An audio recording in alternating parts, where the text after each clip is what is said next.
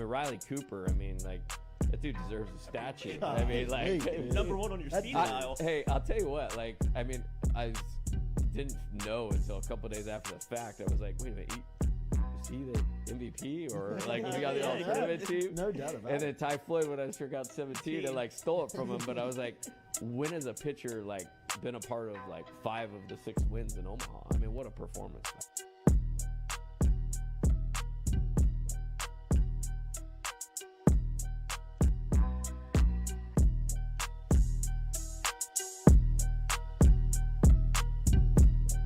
Coach, it's great to meet you. Thanks, sir. Thank you for the time. Pleasure. Yes, sir.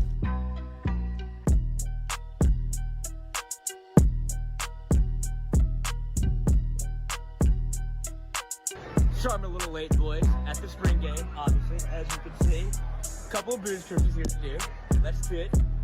Cruise. Grand salami to the boys. Finally back on track. And I got another one coming. Don't you think I don't?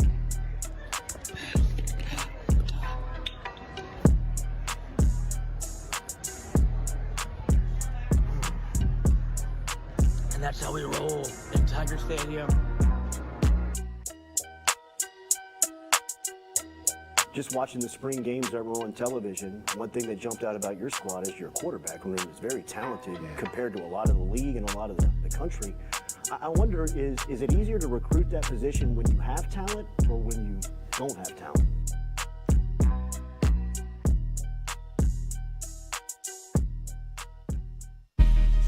Coach Kelly, we're official. Finally, I'm get a telling chance to meet you. Thought I had to get a private audience with the Pope. There's Jordy. Monday through Friday from 7 to 9. Yeah, you see the notification, we about to go live. We got all your favorite guests, we got them in line. It's the Jordy Culotta Show, And come have a good time. Tearing up, answering the question, and I thought, my God, if she gets offered this job, she's going to take it. It's just a crazy, fun time at LSU right now. Isn't this what everybody loves? From the boot to the east to the west coast, no matter where we at, we open up the phone lines, come and join the show. Make sure you tell your friends about Jordy Culotta Show, yeah. Let's go! Let's go! All right. Nice start. Big day. Nice start. It's the Jordy Culotta Show, come have a good time. Coach, it's great to meet you. Thanks, sir. Thank you for the time.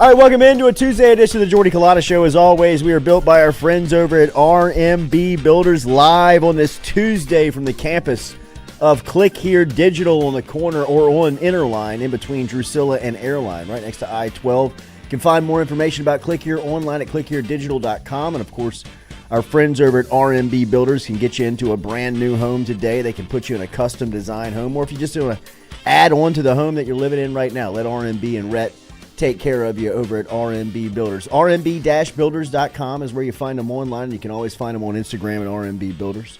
Our phone line is brought to you, as always, by our friends over at Southern Regional Medical Center. Charlie Harvey, Jason Ramazan, and the crew over there. BJ and the crew, as always, taking care of our phone lines. And this morning, our phone line is packed. We're going to talk some New Orleans Saints with Ross Jackson coming up here at 8:15 this morning. We'll get the latest on Jimmy Graham from Ross Jackson, who had a scary episode over the weekend in Los Angeles. We'll get the latest from Jackson as the Saints were able to make it back safe and sound from Los Angeles out west, where they are dealing with some crazy weather right now. And then at 7:30 this morning, we'll talk LSU with Big Glen West, as Glen will stop in here as he'll be a part of our LSU football discussion here in the first hour. But we'll talk some freshmen, some position battles. Of course, a couple of guys named preseason All-Americans. I don't think that two of them were very surprising, as sophomore linebacker Harold Perkins was named to the AP All-American preseason team. He was joined by Mekhi Wingo and Malik Neighbors, who were both selected to the second team. I was surprised that Mason Smith's name didn't pop up. But I know coming off the injury after last season that there's still a lot to prove. And you forget how little of Mason college football has seen, right? I mean, how much we've known him and following him in recruiting all of these years to now him being in his third season in Baton Rouge but only playing a year worth of football on the field. Look, he was hyped up coming out of Terrebonne, coming out of South Louisiana around the Bayou. But once he got here, he played a ton as a freshman, and then of course had the sudden injury as a sophomore on the opening series of his second year, and now everybody kind of waiting to see what happens. But Harold Perkins named to the AP preseason All-American squad. Mekhi Wingo, defensive tackle, named to the second team along with Malik Neighbors. I think Neighbors here is somebody that people are paying attention to in the sense of they know who he is, and they know that he's probably, outsiders looking in, that he's probably LSU's biggest playmaker. But I don't think that the college football public is ready for how good Malik Neighbors could be. Really, I mean, if Jaden Daniels has taken the necessary steps that we believe that he has taken here in year two in Baton Rouge in his senior season, and Malik Neighbors, after all that we've heard, whether it be from teammates or whether it's from coaches, staffers, people that are around him, of just how motivated he has been this offseason and now into fall camp, how he's practicing every single day. I mean, literally, going 100 miles an hour in every single rep and trying to squeeze as much as he can out of every single day.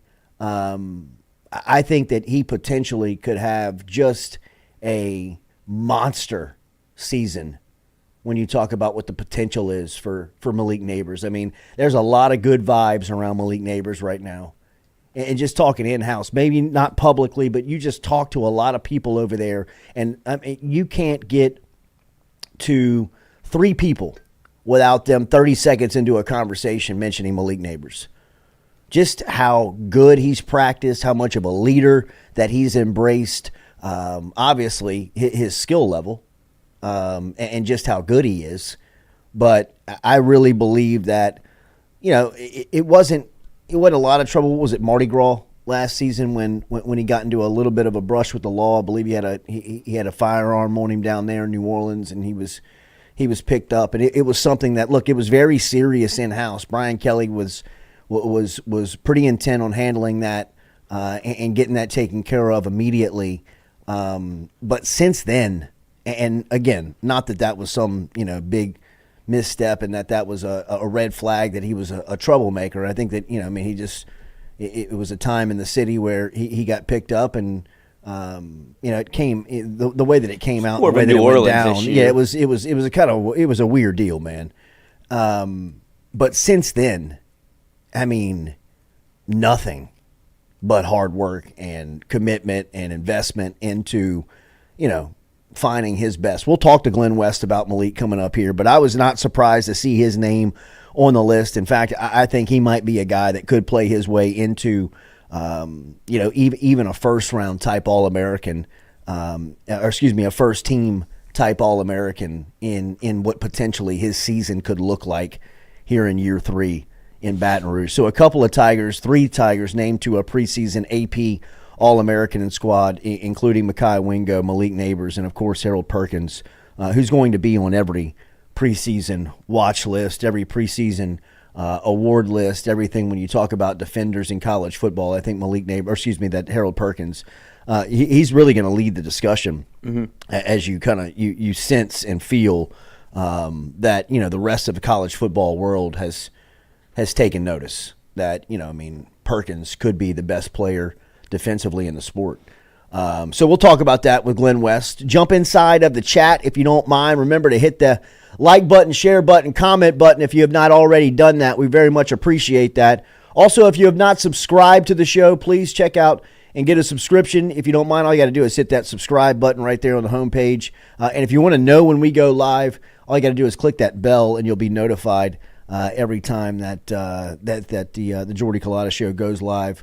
And we will have some content coming out for you here for football season. We had talked about getting back and doing our Sunday night gig, and really looking forward to doing that, recapping Saturdays and looking back at what had happened throughout the season. Obviously, with Game 1 being on a Sunday night, we'll be here the day after recapping, but we'll have some content outside of 7 and 9 a.m. for you in talking LSU and breaking down LSU, and hopefully having some of the newsmakers on as the season is now 12 days away.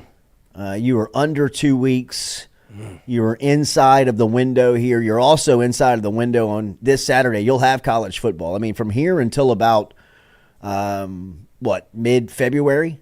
I mean, you're staring every weekend of football in the face. So we're in it.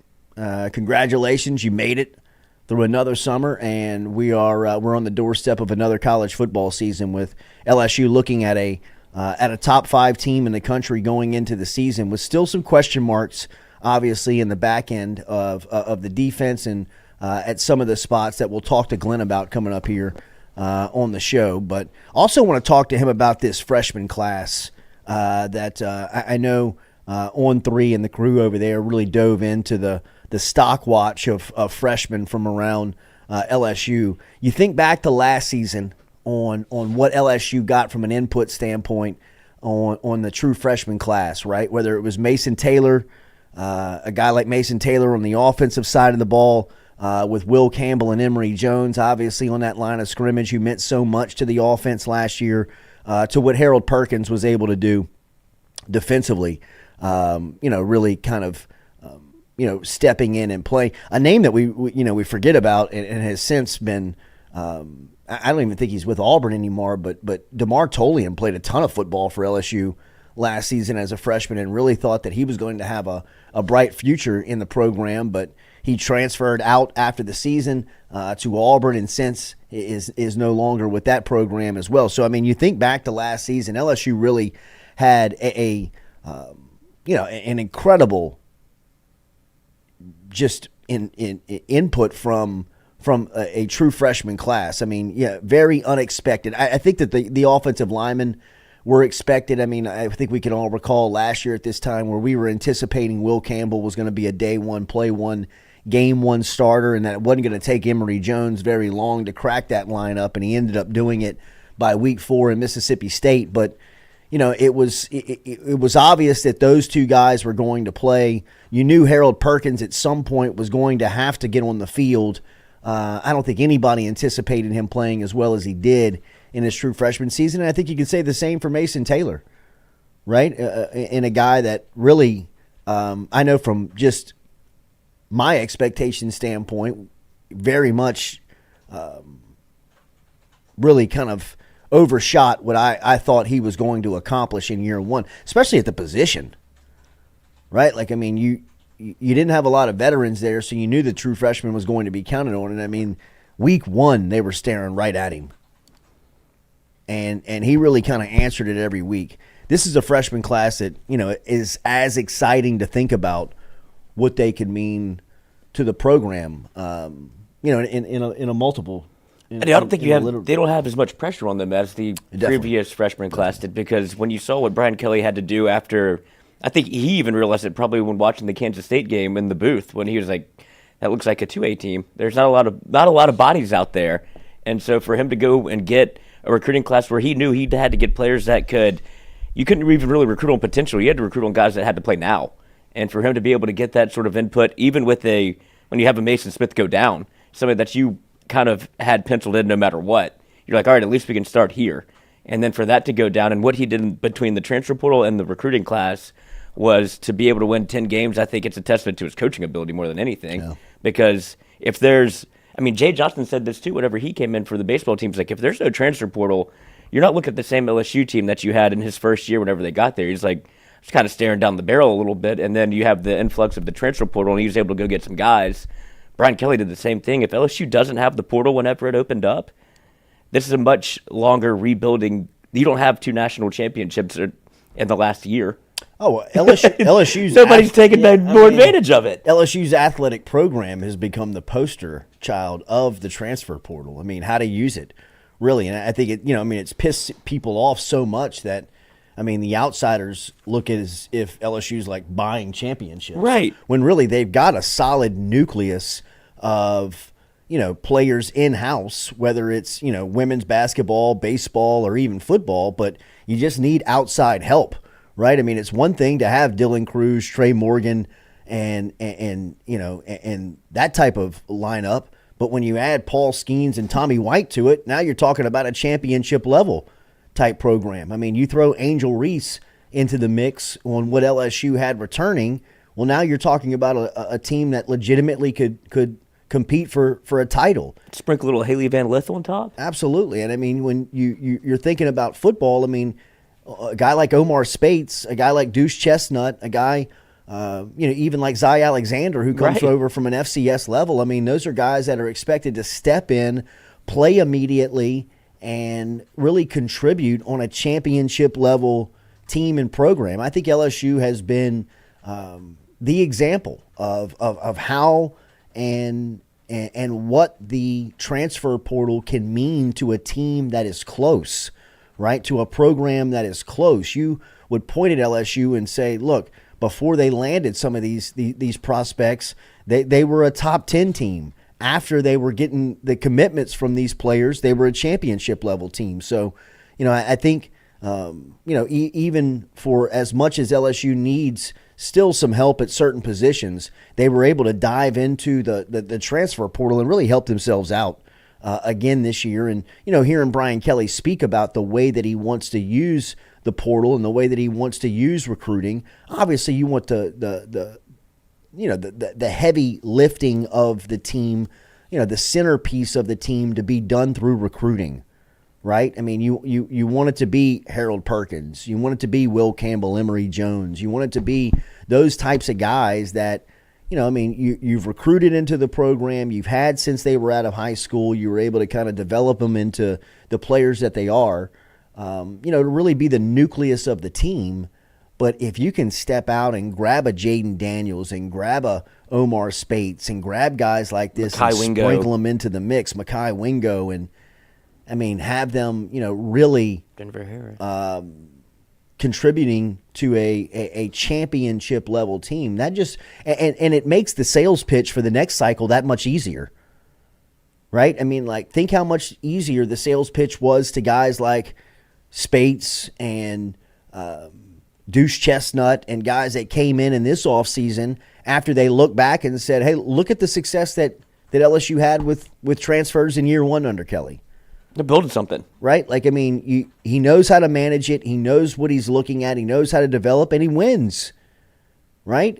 So it's a very attractive place right now from the entire athletic standpoint. I think when you look at the overall standpoint of the athletic program, I think, there are a lot of programs on campus selling the success of LSU as a reason to come to Baton Rouge. And you talked about you mentioned Brian Kelly and how he wanted to use the portal and how it was a kind of sprinkle it on top is where he wanted to get to. And I think you were talking about the LSU football freshman. You could see it in this class where you have a guy like, obviously Caleb Jackson's now the talk of the town after what you saw in the scrimmage, but you have running backs like Caleb Jackson, Trey Holly. You can even fast forward and think Cade Durham in 1 year. Yeah. Like, he's going to contribute immediately.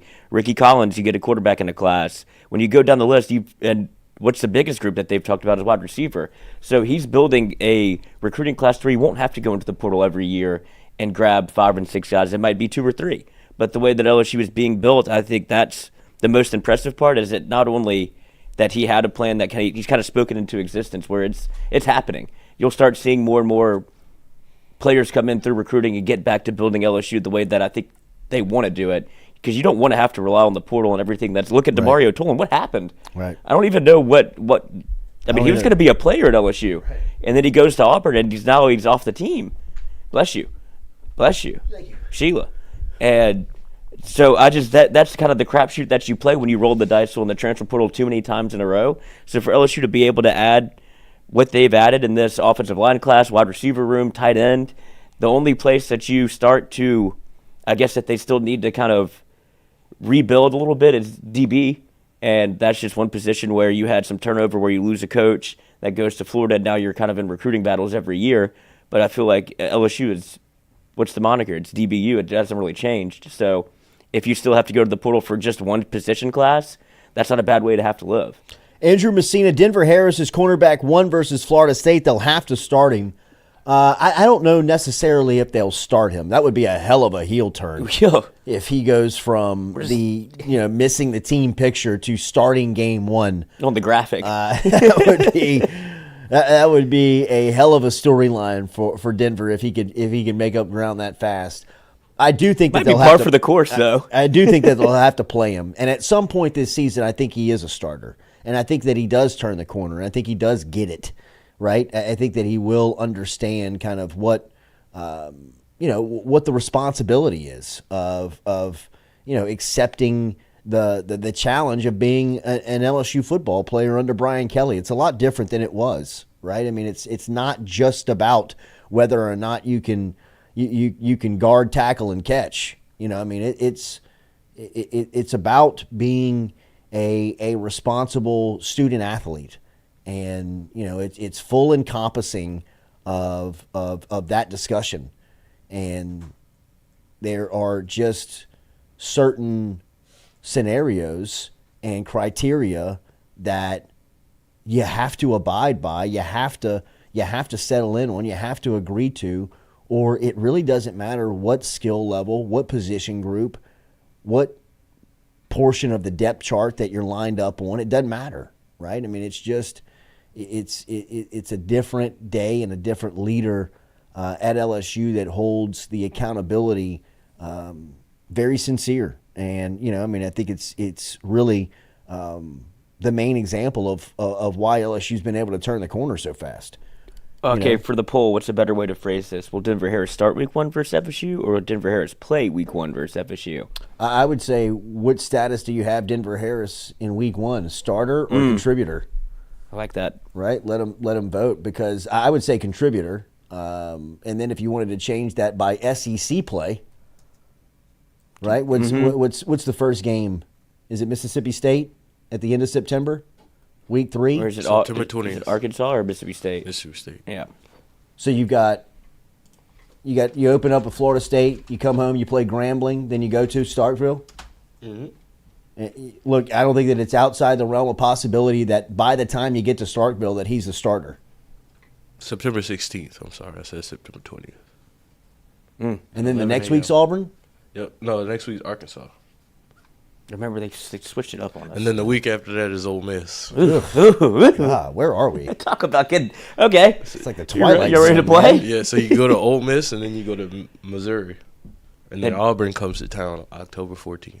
Missouri's kind of I didn't really realize until I read this article that Brian Kelly mentioned Missouri in the Georgia game last year. I didn't realize that you're onto something with this Missouri take of LSU, that might be the one you have to circle. Missouri was like a fumble away from beating. Yeah, they lost by 4. Yeah, they're trap. Like they are everybody's trap. Yep, then you got to go there. It's a weird little. God, you sound sick. Turf field. Yep, horrible for me. Yeah. Yeah, it's a weird stadium, probably 11 a.m. kick. Eli Drinkowitz is kind of odd. Like he loves that. Yes, like he's just gonna do something goofy. You got an onside kick, maybe. Right. Something to trick play. Yeah, come up and grab you. Whatever. You're kind of sleepy, a little sick in Missouri. 11 a.m. Weather's okay. Crunched into between a couple of emotional games. Right. Like you get hit in the face early with Florida State. I mean, even Grambling will be kind of like a swell of emotion at LSU. It's your first home game. Sure. Like a whole lot to see. If that's close, they got No, I'm not. But I'm saying it's like it's still part of that like emotional rise. Coming off the emotional high of Florida it's your State. first home or game. low. Yeah. And then you gotta turn it around. Then you gotta buckle back up for SEC play. Like it comes at you in waves. At least Grambling's a tuner. Yes. SEC. Yeah, but I mean, you got a Marwan situation. Yeah, could have Anything can happen in terms of just of. I think you're still on that rise of, man, football is here. You're on that high, and then you play 3 conference games, right? Is it Mississippi State, Arkansas, Ole Miss, and then Missouri? So once you start conference, but those are 3 where you're like, all right, buckle up, and then Missouri feels like that swell where it kind of the bottom falls out a little bit. What's after that? What's after Missouri? Auburn. See, and then the is week it no, Auburn's at home. Auburn's here. Yeah, And that's then trap.com. The week after that is Army, Army's going to be in that new offense. and then you get the bye week, Bama, Florida, Georgia State, and then A&M last game. A&M is one that will not happen again. I've got a feeling they're not letting you sneak up and take your season from you in the last game of the season. A&M? Yeah, I think they're in trouble. Yeah. It'll be interesting to see LSU how was that riding high, man. that we'll know a lot about A&M by that time. Old Petrino and Jimbo. Oh yeah. It'll either be 40 points a game and watch out, or crashed and burned. or neither one of them are there. Or 13 points a game. Or Petrino's the interim. Right. Or he's dead, gone. Right. Back on the cycle. Jimbo had him whacked. Yeah, the goggles are back. All right, we're going to talk more LSU. We're going to dive into it with Glen West coming up here in a couple of minutes. Remember, Daily, we're brought to you by Katie's Restaurant down in New Orleans. Katie's one of our favorites down there on Iberville Street. You can find them online at katiesinmidcity.com.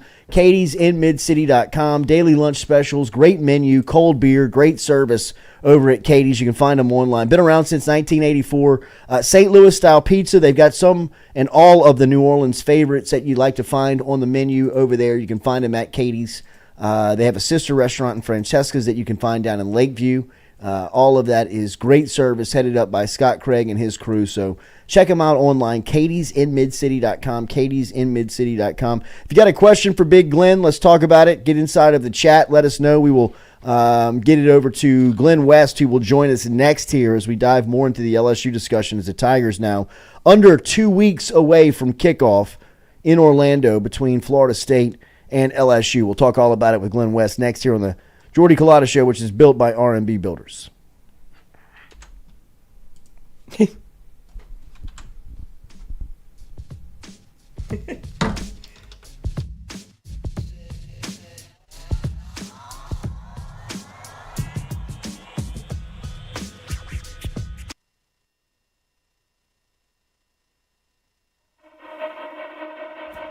you're in the market for a mortgage lender, you need to start with Doug Bickley and his team. Bickley has built a crew with over 50 years of combined lending experience. They've been in business for over 20 years, and they love helping their clients achieve the American dream of home ownership. They're also key with working in real estate agents and helping their clients getting same-day pre-approval. They average about one buyer a day getting them in a home. If you want to get in touch with Doug and his crew, it's easy. Call them 225-214-5154. 225-214-5154. Go see the Bickley team today. They're located on the corner of Coursey Boulevard and Sherwood Forest right here in Baton Rouge.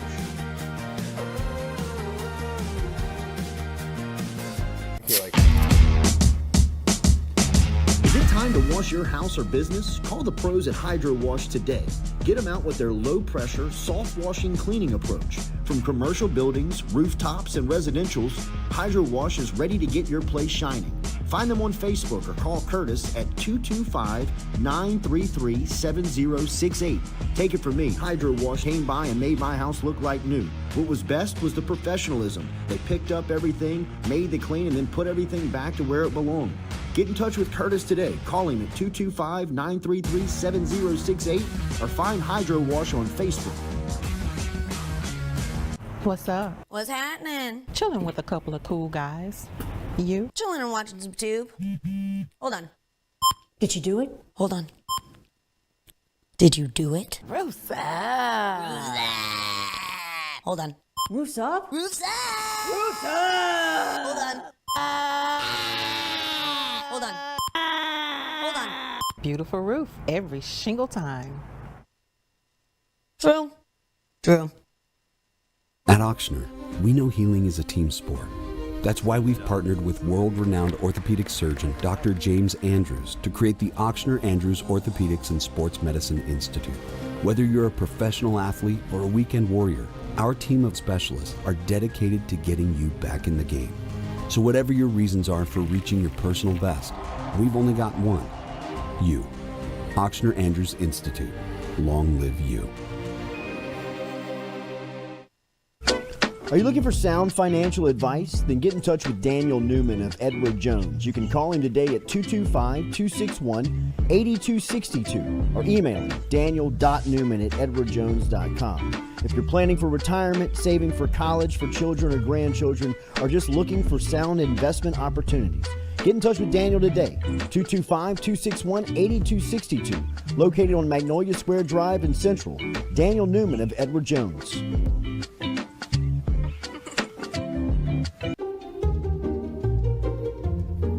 Put the cart before the horse. That'd be like, will you marry me? Do I know you? Never sign a contract with a roofer before he gets on your roof. Call Go Roof instead. We offer a free, no obligation inspection. A beautiful roof every shingle time. Bobby, goes in the front. Roof, roof, Go Roof.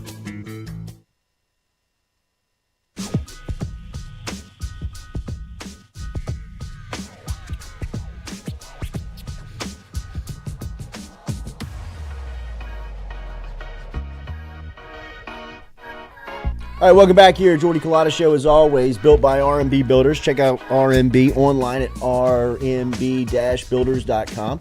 As always, bringing you our daily show here. We're on the campus of Click Here Digital. Started here on Monday. We should have a press release going out today. I saw it on Instagram this morning. So pretty exciting news as we are excited to be here, man. It's an awesome place, great vibe. Got 150 employees working on digital marketing campaigns for people all over the country. If you want to find out more on how they can make you money, get in touch with me, Jordy at clickheredigital.com. Clickheredigital.com is online as well. All right, Glen West, who covers LSU for 247, been at training camp. Scrimmages now under 2 weeks here before we get to the start of the season. Let's talk about some storylines with the big fella as we link back up with West here. Remember, you can follow him on Twitter at GlenWest21. You can read all the work at Go247. Great stuff, great relationships, covers the program as good as anybody. G, good morning. How are you? Hey, Jordy, I appreciate that. How are you? Doing good, man. All right, we were talking about Denver Harris, and obviously people are exhausted by the Harris situation here and just what is going to be his role, what's going to be his presence on the team. Obviously, over the last week, he was not there. He was welcomed back on Saturday. He was still running with the third team. Our poll question today, Glenn, is what is going to be his contribution in game one? Is he going to be a starter? Is he going to roll? Is he going to be a role player? Or is he going to be in the portal? Where do you have Harris here a couple of months into his LSU career? Yeah, I mean, I think right now you've got to look at him as kind of a backup. I mean, I don't know that he's all that close to being considered a part of the rotation right now. I think they have a grouping of about 5 or 6 defensive backs that they feel really comfortable with. And if those guys are healthy, I would imagine that, you see Sage Ryan, you see Zy Alexander out there, you see Ashton Stamps, maybe the freshman gets some looks. I don't know that Denver Harris is really a part of that mix right now. He came back on Saturday. It was his first practice back, and you're right, absolutely. He was with the third team and not really getting a whole lot of looks, I don't think, in the scrimmage. So I think there was a message sent, and we'll see how receptive he was of that message. But I think the suspension was like, or whatever it was that kind of kept him out. I know they said personal matters, but the thing was kind of always off just because he really wasn't even competing for a starting job to begin with, the way that fall camp was really kind of playing out. So I do think that LSU has other players that they're really leaning into here to start the season, and I'm just not sure that Denver Harris is going to see a whole lot of opportunities. Maybe on special teams he gets a chance to crack the rotation and maybe start building a name for himself in practice during the season. But as of now, I could rattle off 6 or 7 guys that I would say LSU feels really good about ahead of him at outside corner. One of the names that is surprising to pop up there has been Sage Ryan early on in camp. Is it out of necessity, or is it because he's the best player out there? I think they want to get their best defensive backs out on the field, and Sage is a guy who has multiple years now of experience. He's put on some good weight. I think he's a lot more physical. He's been a lot more physical during camp this year, and I think they want to get him out on the field, and the best way to do that might be at outside corner. I mean, with Greg Brooks now back and healthy, I think they really like him at that nickel spot, and getting him close to the line of scrimmage where he can be one of the bigger playmakers for this secondary is something that LSU finds really attractive. And but that also takes away Ryan from that position, and so you've got to find somewhere else to put him. And I thought he held his own. Look, the first team defense on that one drive that we got to see, they would have held the first team offense to a 3-and-out, and it was really solid coverage on some of those plays. Obviously Alexander ended up punching the ball out for a turnover a few plays later, but Ryan looked really clean in that coverage on that first drive, and I think he's going to get opportunities to certainly be at outside corner, at nickel. I think they have a lot of position versatility here in this secondary, in particular with those 5 or 6 guys. You throw out Andre Sand, Major Burns, Alexander, Ryan, and certainly Greg Brooks. And I think that's kind of the core group there that you'll see a lot of against Florida State. Glenn, take me to the second level, to linebacker. When you talk about linebacker, a lot of talent, just not a lot of depth. When you look at this group, what have you made of their training camp? Yeah, I mean, you've got the main 3 right there, and Harold Perkins, Omar Spates, and Greg Penn. I think those are the guys that will rotate in heavily. You got to keep those guys healthy, because you're right. There's not a whole ton of depth, and there's not a whole ton of experience behind those 3 guys. I would expect, there will be a lot of packages where Harold is, rushing off the edge, and then that's when Greg Penn and Omar Spates will see a lot of the inside linebacker reps. But LSU has really leaned into Harold Perkins at inside linebacker. I'm actually a little surprised at how much they've leaned into him at inside linebacker this fall. I figured that they would kind of move him around a little bit more consistently on the edge. But he's been a staple there for really most of camp that we got to see. And it just speaks to the versatility he'll have this year. But I do think that you have a solid 3 there with Penn and Spates and Perkins. But after that, I mean, you're looking at the Weeks brothers are probably going to be your second team linebackers, and you've got Christian Brathwaite back there. They've toyed with the idea of moving some of the secondary up. They've certainly had some drills this fall where those guys like Major Burns are practicing run fits and things like that with the linebackers. So they're going to be a little bit more positionless there, but I do think you're going to have to really hope that those 3 guys, Penn, Perkins, and Spates, are able to stay healthy for you all season to feel really good about that room. Perkins, year 2, Glenn. What do you expect in the development of his game? Last year, as everybody admitted, you kind of just drew it up in the dirt and said, see ball, hit ball, and he was the best in the country of doing that. This year, they made an emphasis of making him a football player. What now? What do we see from him in year 2? Yeah, I think you're going to see, kind of the versatility in his game really show out. I mean, look, we know he's going to be able to get to the backfield at will. I mean, he's a guy that just pops on the field every time, no matter where you line him up. I think he's going to make something happen for you in the backfield. I'm really interested to see how he develops as as a coverage guy in the middle of the field when they ask him to drop. If they ask him to go man on somebody, a tight end or a slot receiver or something, or if they just kind of want him to play zone a little bit and just kind of be a big hitter. I'm curious to see that element of his game really shine through. We'll see if he's able to force some more fumbles, maybe grab an interception or 2 in that role, but. At the end of the day, this guy is somebody who's going to absolutely wreak havoc on the backfield, and I wouldn't be surprised if we're looking at double-digit sacks this year.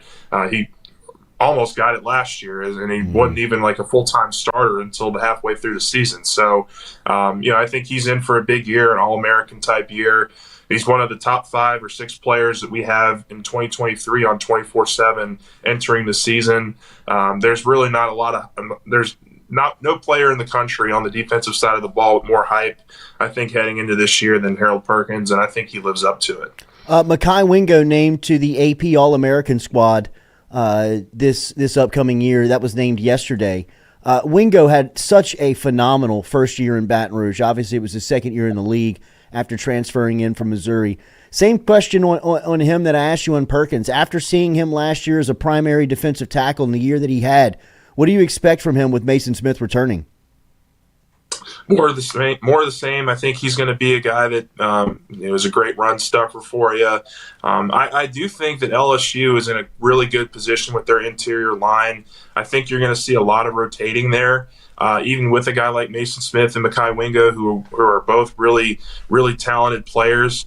I think they realize that they have to have a little bit more rotation there to keep those guys healthy throughout a full season. We've seen a lot of Jacobian Guillory, a lot of Jordan Jefferson, a lot of Jalen Lee recently. I think they're going to have a pretty heavy rotation on that interior line, which will keep those guys fresh, will keep those guys healthy. But I do think Mekhi Wingo's in store for another really good year when he's out there.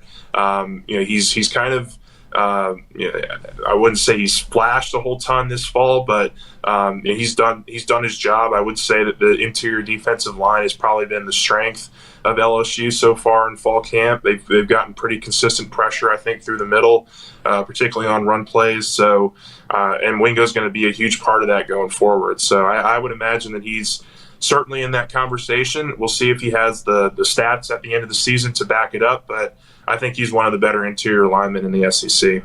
My breakout player for this season is Savion Jones. I think you could even argue he was probably one of those guys in the second half of last season that busted out for LSU with high expectation coming back for this year.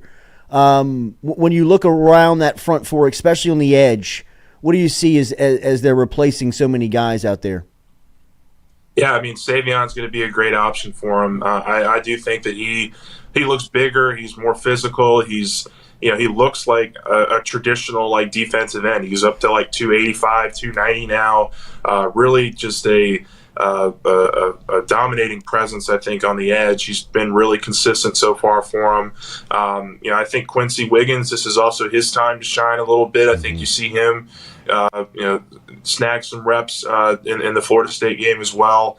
They're legit too deep, I think, at every position along the defensive line. The jack linebacker, I think you're going to see pretty heavy rotation of Ovi Agofu and Braden Swinson. So, and then you're also going to have plays in there where Perkins is lining up on the edge and in that jack role. So they're going to be very, very versatile, and I think that they're going to have a lot of options on the edge. But the defensive line, I think, is the strength of this team. It's going to have to be the strength of this defense for LSU to have the kind of season they want to have.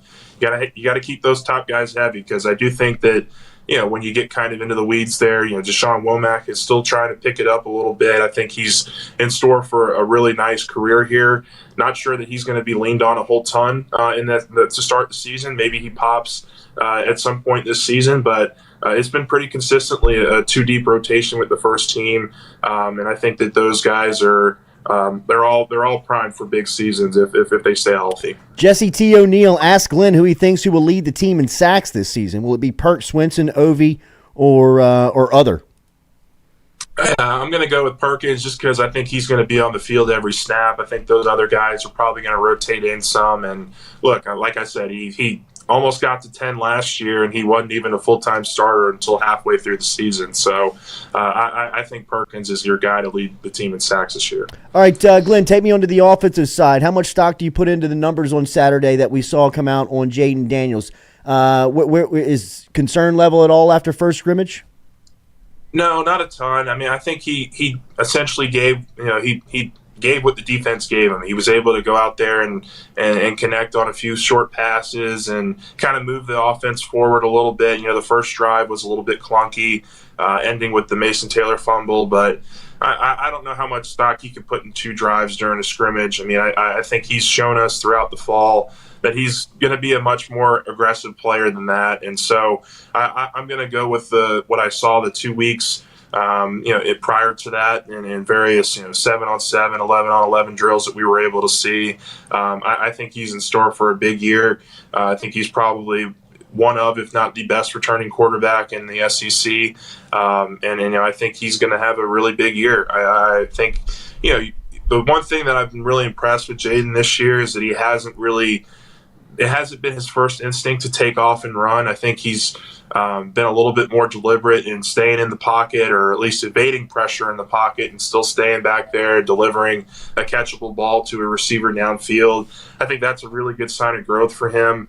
I'll be interested to see how many shots they take against Florida State. I mean, I don't think they opened the playbook very much for us in that scrimmage either. So, they're going to have a lot of versatile weapons. I'm super excited to see Chris Hilton in game action, Aaron Anderson, certainly what Malik Neighbors has done this camp. They have so many weapons, and I think Jaden's going to do a good job of finding them. Another special freshman class, Glenn, that is highlighted by offensive linemen. Obviously, last year Perkins is the best player in the class, but you could argue that Emory Jones and Will Campbell had a bigger impact. This year it looks like Lance Hurd is the best freshman in the class early on, and they're making a really big effort to get him on the field. My biggest takeaway from the scrimmage, that first 3 drives, 2 of the 3 first drives, he was running with the first team. Where do you see him fitting in?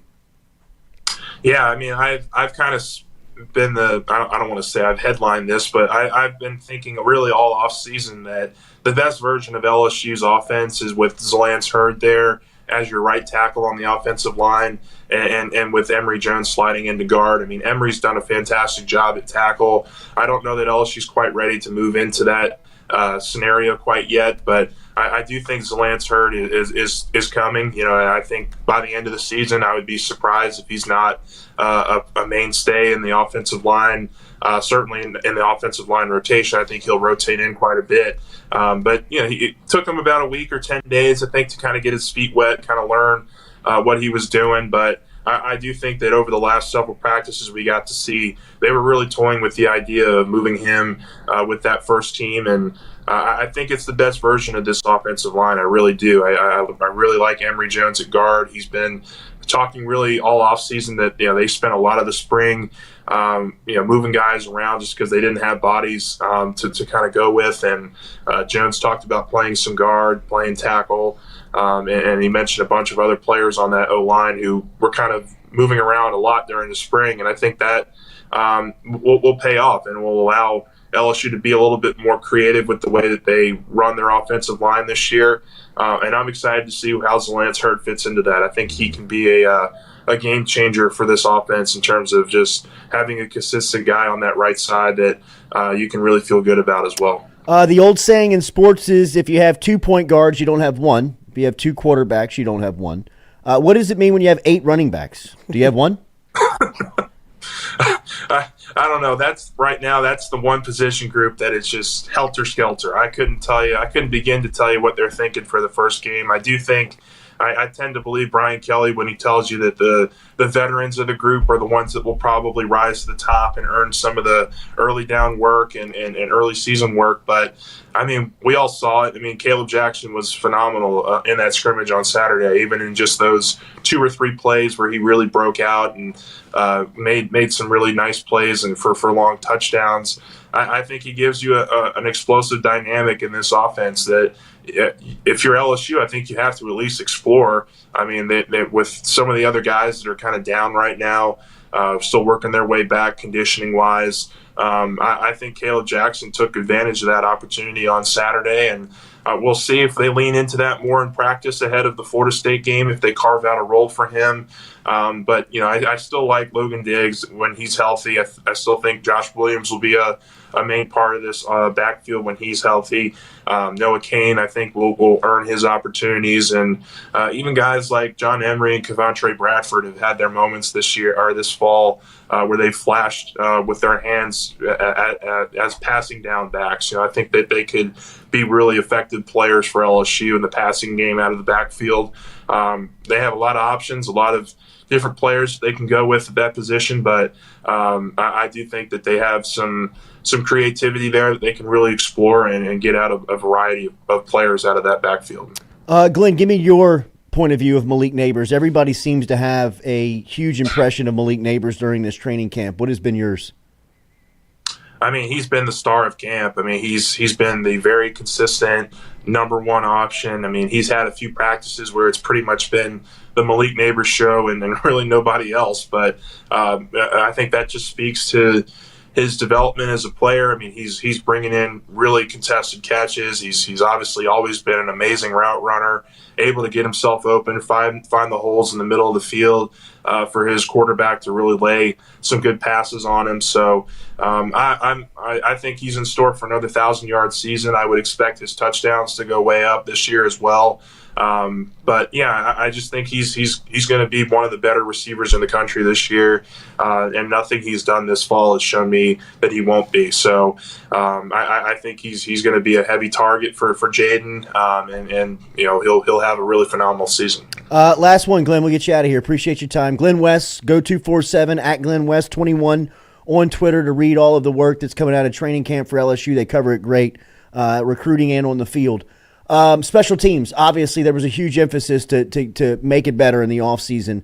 They had some adversity with Jimmy Lindsey going down and having to shuffle the coaching staff up. What have you seen of that portion of the game as they head into Orlando here next week? So I think you'll see Jay Bramblett as the punter. That's no breaking news there. I do think that Damian Ramos over the last week or so has really grabbed a hold of that place kicker role. I think he'll be the field goal guy going in.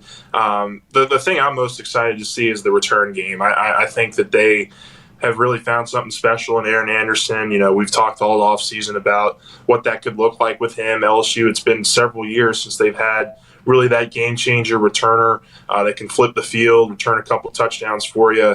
I think Anderson absolutely fits that bill. I think he'll be a superstar punt returner for LSU this year. I think you could see him in kickoff situations as well. But, yeah, I think the return game is due for kind of a bounce-back season. You know, it seemed like every year during the 2010s, whether it was Odell or Tyrann Mathieu or Patrick Peterson or DJ Chark towards the end of that run, that they had really explosive return men, and I think Aaron Anderson's going to be able to fill that bill and really help special teams. I think have a really nice season. Glenn, one more. My bad. Tight end has been really a position. When you look at offensive line, they've changed the identity of that group in 1 year. Tight end would be the same. Mason Taylor's had a really good camp. I know he had the fumble last weekend, but what do you see from that group, knowing that Brian Kelly wants to run multiple on the field at once? I think they are. I think they're really going to lean into two tight end systems this year. I think they feel really comfortable about the development of Mac Markway. You know, that he's been somebody, whether it's Mike Denbrock or Brian Kelly or even some of the players we've spoken about have said he's done a really nice job developing his game. I could see him being used in the blocking game, certainly as a little short yardage catch guy as well. But I do think that, you know, we're all just waiting to see just kind of what Kamorian Pimpton can be. I think he's going to be a real just standout player for you over the next couple of years. I could see him being used in third down work and in red zone, goal line. Just throw it up to him, let him go get it. I mean, he's every bit of 6'6", and he's probably about 240, 250, I would say. He's a big guy. And he's got a great catch radius. He's very physical at the point of the catch, and I think he's a guy that you can certainly count on in those situations. He's grabbed several touchdowns throughout camp, this fall, and I think he's in for a big year. So I do think that the tight ends are going to be used in a variety of ways. They're going to have a lot more two tight end systems, and it's a way for LSU to really take advantage of mismatches.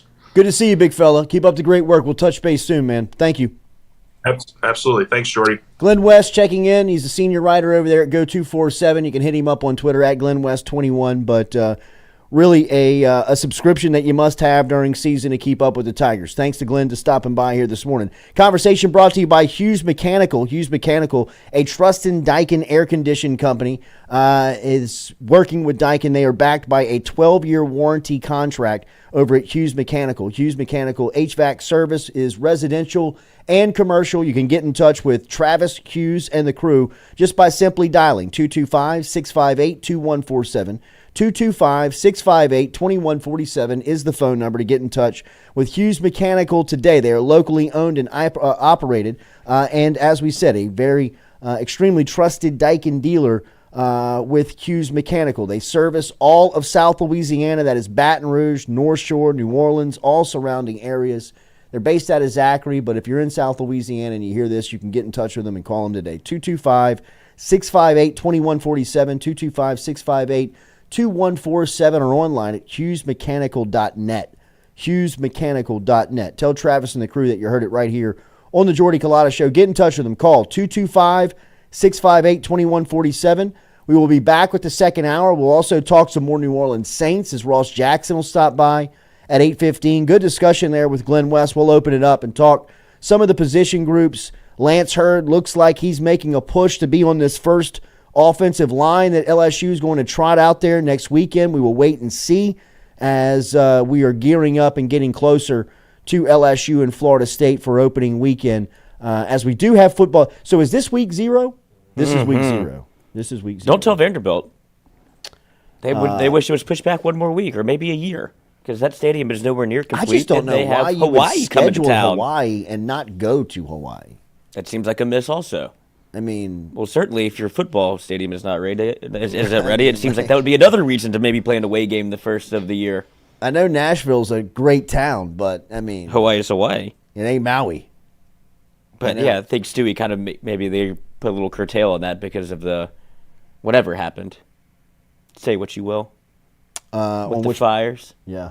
A lot of that's crazy. Conspiracy hat comes out every now and weird again. Stuff, man. It's very weird. Very weird. Weird. Oprah. Speaking of weird, put it on the poll, Stewie. Met with my guy, Bo White, who is obviously the CEO of Click Here Digital. My guy's created a monster over here, clickheredigital.com. We're lucky to be here. Love being here, man. It is a pleasure. And one of the first pieces of feedback that he got me yesterday, he loves the show. He loves what's happening. He thinks the wall's cluttered behind our head. And the more that he pointed it out, I went back and watched it, and then I was watching it in his office as he was kind of going through his pitch, and he makes good points. There's a lot of words behind our head. You don't want people looking at words behind your head because they're reading. Right. He thought that we were really we were popping when there was not as much graphic and art behind us. And they love, obviously, what Todd Kepper did. Right. It is a bit of a clutter. And he feels like we've cluttered it up. So, Stu, put it on the poll. How would we fix it, though? We got to go. We would have to declutter. Obviously, but Scott Woodward stays on the wall. Yeah, he loves Woodward. That's what he pointed out. Like, he loves the Jarvis, which is, not a lot of words, good visual right here. He did not know the Shaq Dunk Squad picture, which I thought lost him a little credibility on the whole thing. But we'll cut him a little slack. You have to keep all eyes on 3. That's right. He does love the Woodward. He loves the Kayshawn jersey. Because there's not a lot. Like, I know what I'm looking at, right? Like, he's like, like when I see this stuff, it's very easy on the eyes. If I see the dome, but I'm like, what is that? I'm leaning in. Well, then go to the one shot. Right. And like, we had a couple of people walk in there, and so some this people. Is an office debate. It was a debate. He had it playing in his office, right? And he's got like this, like 80-inch. Yeah. In his office that he can share the screen with. It's all technology. We're all, up to date here. Yes. And, as he's going through kind of his feedback, some people are kind of walking in and out of the office, and, some people are like, I like it. I think it looks good, and he kind of goes into like the self-deprecate. Who am I though? Right. I'm just a tech guy, right? I'm just. What do I know? I'm just a doctor. I don't podcast. I don't do this for a living. I'm just giving you my feedback, which. Coming from the boss, you're like, is he telling you? Yeah, right. Like, are you pushing this on me? Are you? He's not wrong. Right, he's not wrong because it is cluttered. Right. I think we go with bigger pictures, less of the small ones, but the small ones are the better shot. I just don't know what to keep out. That's my problem.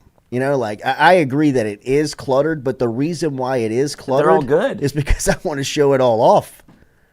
I guess we could put them all. Stewie, zoom out a little bit because I know that the top layer here is not even catching any of the visuals, but obviously, you've got Harvey Williams Raiders jersey here, which he loves, right? Because it's easy, like it's 2 colors, you know what you're looking at.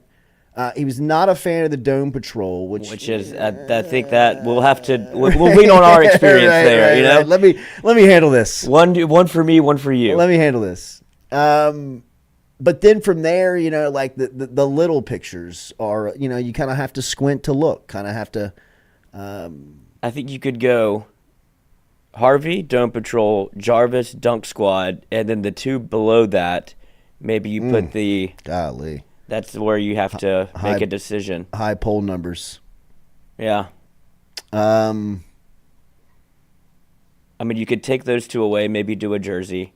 Maybe do the Shaq dunk that we have behind Stewart, if you want to show that, Stewie. And put that below the Dunk Squad.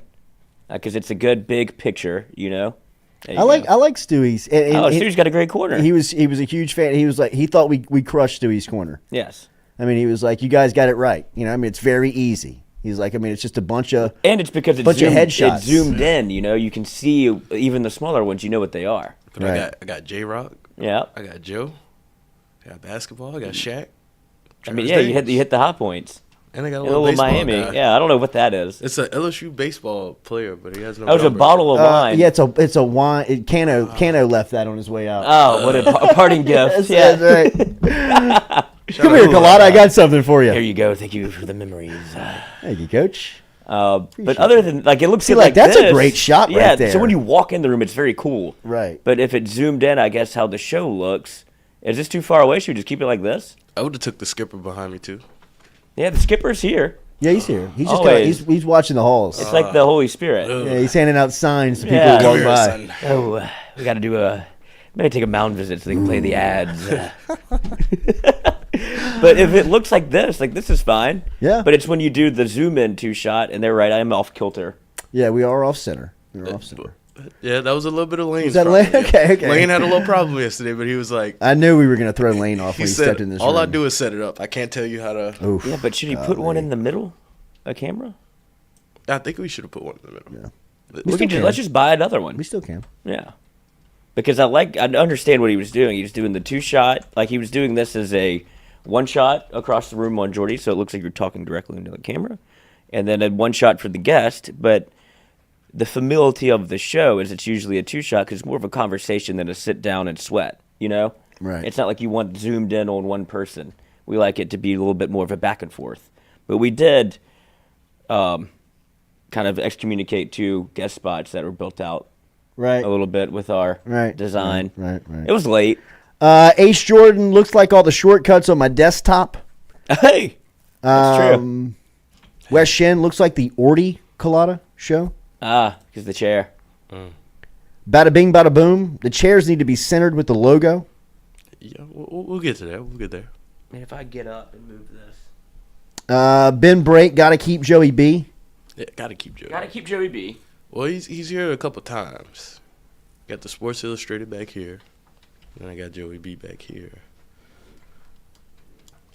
A lot of people like the that view right there. That's a great shot. All right, hour 2, we're going to talk Saints. Keep getting your feedback in. We will have there will be some type of redesign here. There's obviously too many pictures up. We've cluttered the place up. That's all right. That's all right. Jeff wants our email. Jordy, click here. Yeah, Jordy, click here. This looks better already. You nailed it, bro. Thank you. All right, we'll be back. Hour 2 after this. Live from Click Here. Jordy Culotta Show, as always, built by R&B Builders. Come back with us.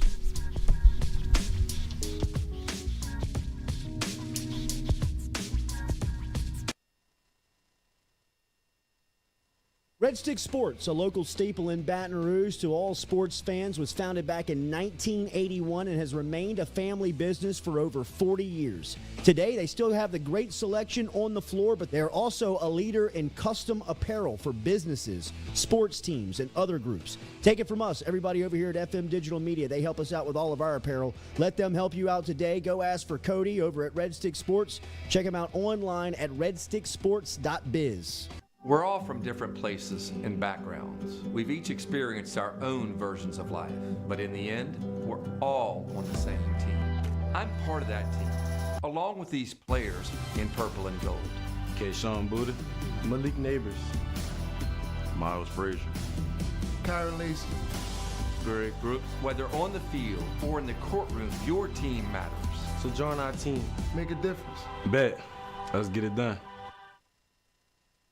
The Jordy Culotta Show is brought to you by A-Bears Lawn Maintenance. Commercial or residential, A-Bears Lawn Maintenance is ready to work. A-Bears can tackle all your homeowners association requirements.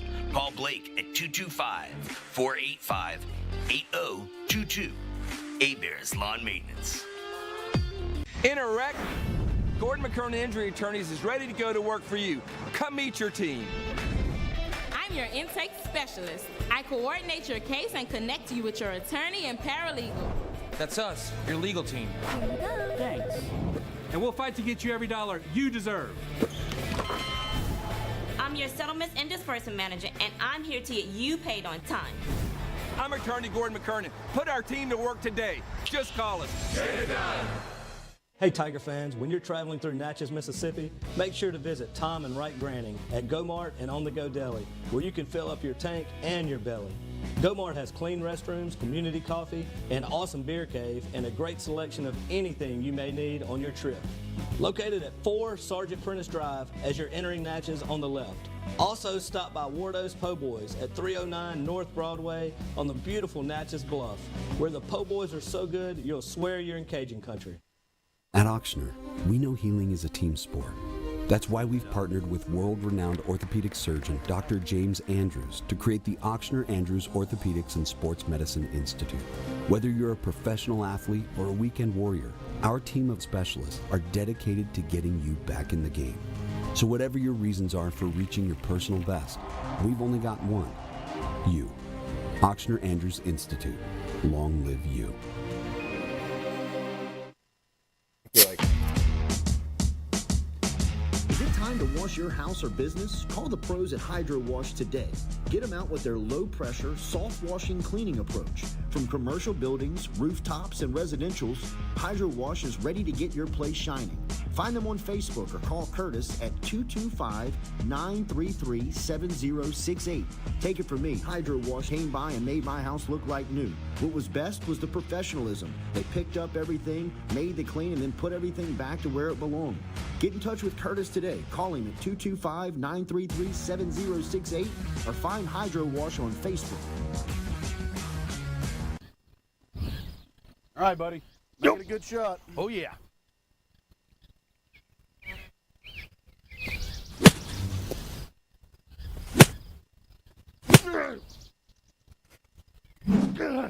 Sticking the roof in.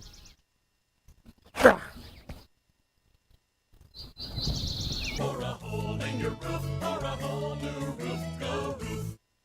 Roof, roof, go roof. Hey, Greg, roof up? Roof's up. Roof's up. Roof's up. Roof's up. Roof's up. Roof's up. Beautiful roof every single time. True. True.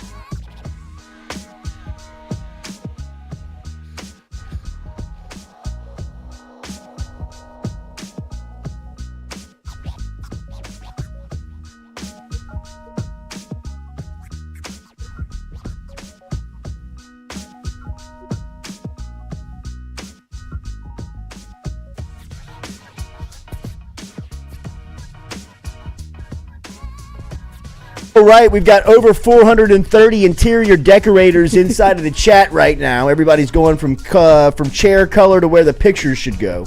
Green is an interesting choice. It is. It is. But we didn't want to go We're gonna full. get back to the gold, right? Yeah. Go back to the gold. But you didn't want to go full.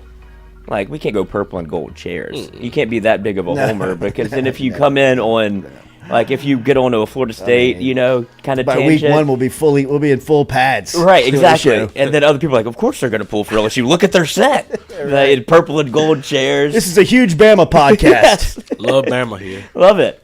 Well, it looks as if everybody is siding with the boss here. And that we are too. I mean, this shot, it is way too cluttered. Who did this? Yes. Well, who designed this? We had a plan, and then we kind of got off the plan. Nobody came up here with me on Sunday to stop me from doing this. I tried.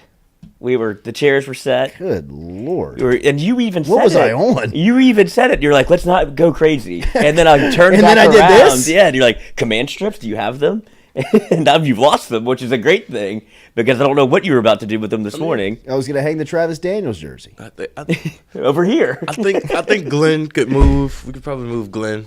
Yeah, that's what I'm saying. It's the little ones. He's a little too far on the logo. The small Leonard. C-Web, Big Baby, Glenn Dorsey, even Leonard. I think Leonard's in trouble. Yeah, dude, you can't tell what it is. It's a white frame on a white wall. Yeah.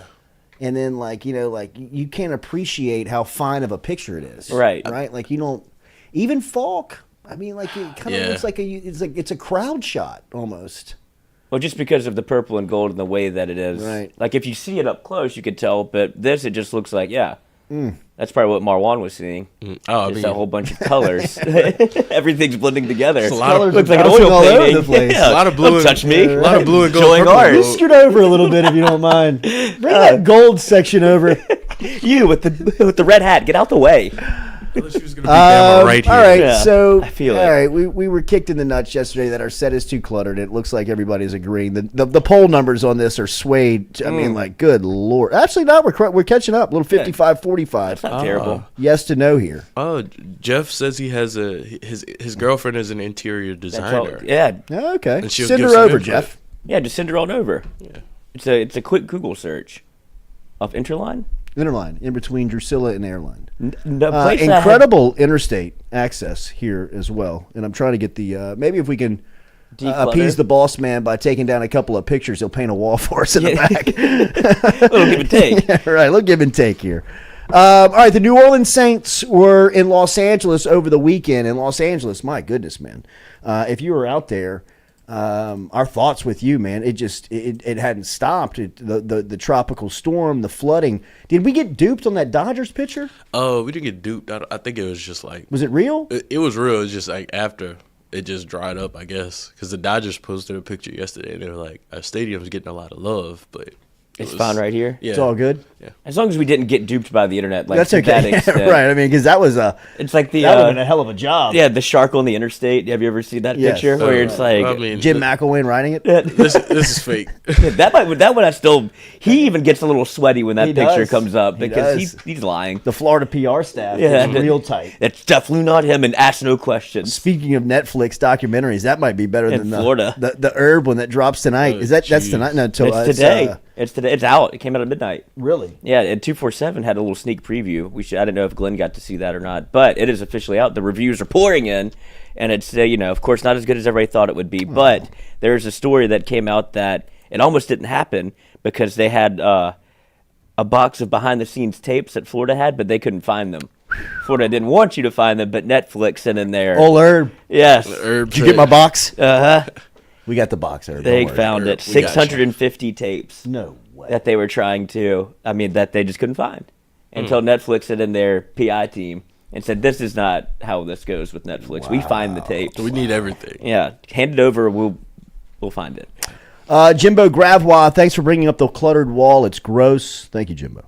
Cool. All right, so Ross Jackson, who offense. covers the New Orleans Saints, Locked On Saints podcast. It is a daily listen. I'm an early morning guy. Get up really early and like to podcast early. And the thing that I love about Locked On Saints podcast is they publish at 4 a.m. So every single day there is new content for you that you can check whenever you start your day, whether you start at way before dawn, or you wake up, at lunch. You've got fresh content for you on the New Orleans Saints from our guy Ross Jackson on the Locked On Saints podcast. Do we have RJ inside of the chat? We're waiting on him to jump in. Let us tell you about our friends over at Go Roof while we wait. Remember, over at Go Roof, it's a beautiful roof every single time. And they are online at GoRoof, GEAUX roof.com. Phone number simple as well, 225-927-8300. If you log online to GoRoof.com at GEAUX roof.com, you can request a free quote right there. You can get the crew out, and they'll jump up on the roof tour for you today. What they've been doing since 2005. They're trusted, right? You can count on Go Roof for roof repair, roof installation, roof maintenance, all of it online at GEAUXroof.com. A beautiful roof every single time. You get 2-year free workmanship guarantee with all new roof installations. Our boys remind you, hey, don't sign a contract without seeing your roof inspector. Don't sign a contract without agreeing to the roofer and allowing him to jump up on the roof. If you need residential roofing, commercial roofing, or roofing repairs, get in touch with Go Roof. GEAUXroof.com. GEAUXroof.com. All right, looking forward to our conversation with Ross here as we are going to talk to him. I want to talk to him about, and in fact, it's today's focus of the podcast, Jake Haener, who is the backup quarterback or has been he's the third string. Yeah, he's been able to get a lot of play. He played backup the other night. Yes. Well, Jameis is getting the nod as I feel like they saw everything they wanted to see in Derek Carr. Yep. You know that he is your starter. Jameis has been a more than competent backup, and I find it interesting, the conversation around Jameis, if that would be a trade piece that the Saints might dangle out there, because there's going to be a team that either has a rookie quarterback that you've seen enough of, or somebody that gets injured. It happens nearly every year, where you have Marcus Mariota got run as a starter last year. You could see Jameis, and if he continues to play, he quit and got re-signed. Yeah. It's the way he's played in the preseason. Somebody would take a look at him. I don't know what the trade bait would be. I don't know what you could get back for him. Jameis or Marcus Mariota? Oh, Jameis. Mariota. Where's Mariota? Philly? Yes. Yeah. Looks great in the uniform. Great uniform guy. Yeah, just not. His heart is just not in it. He don't love it. No, you can tell. You can see it from on the quarterback thing. Yeah, he just don't that was not great PR for him. Not at all. Horrible. Where he just wants to hang out with his wife and his but shows best you friend, the chef. state of quarterbacks that even guys like that get jobs, where you can openly be on a documentary that millions and millions of people are going to watch, and you can just show like, I don't want to be here. Like the first chance I get to leave, I'm out. I'm leaving. And he gets re-signed. I mean, what are there? 6 to 8 quarterbacks in the world at one time that can really win the ultimate prize? Maybe. And maybe 6. I mean, Mahomes, Burrow, Josh Allen, Jalen Hurts. Who am I leaving off the list? I mean, I'm sure obvious ones. I got Josh Allen in there. I got Burrow, Mahomes, Josh Allen. I got Jalen Hurts. I would say that's like it. Aaron Rodgers. Yeah, Rodgers. Yeah, he has one. So. Stafford is on the back end of that. I wouldn't bet on Stafford. Me either. Stetson Bennett's about to take that over, Coach. Yeah, and I wouldn't be surprised, to be honest. I mean, who am I leaving out? I don't think anybody. I'm going down the list right now. Mahomes, Allen, Burrow, Herbert. Herbert maybe. I don't know if he's got that dog in him. That killer. Derek Rodgers, Lamar Jackson. Derek Carr, his stats are great, but Trevor he never Lawrence? really does much in terms of playoffs or. Who'd you say? He said Derek Carr. Oh, would you rather Lamar or Derek Carr? Lamar Jackson? Yeah. Lamar Jackson. Me too. Trevor Lawrence or Derek Carr? Trevor. Younger guy. Trevor feels like he's about to bust. Mm-hmm. Yeah. Bust. They got Kirk 10. I mean, Dak Prescott 10, which I would not. I mean, I Dak feels like the beginning of the best of the rest. Yeah. You know what I mean? Like the guy that if Dak wins one, he's going to win one late in his career around some team that is just great. Super good. Got a great defense, got playmakers everywhere, and they put no pressure on him offensively. This year scares me for Dak. Oh, my goodness. Like they're putting all this pressure on him. They're going to break him. They are going to, I mean, like. He's almost broken. He is broken. He is. I think he's so close to broken. And there is a defensive coordinator that is just looking at him thinking, we're about to ruin the Cowboys. Let's lick our chops, boys. We're about to ruin the Cowboys. Ross Jackson, who is down in New Orleans covering the New Orleans Saints. You can find him everywhere, man. I was in the city the other day. He was on WWL.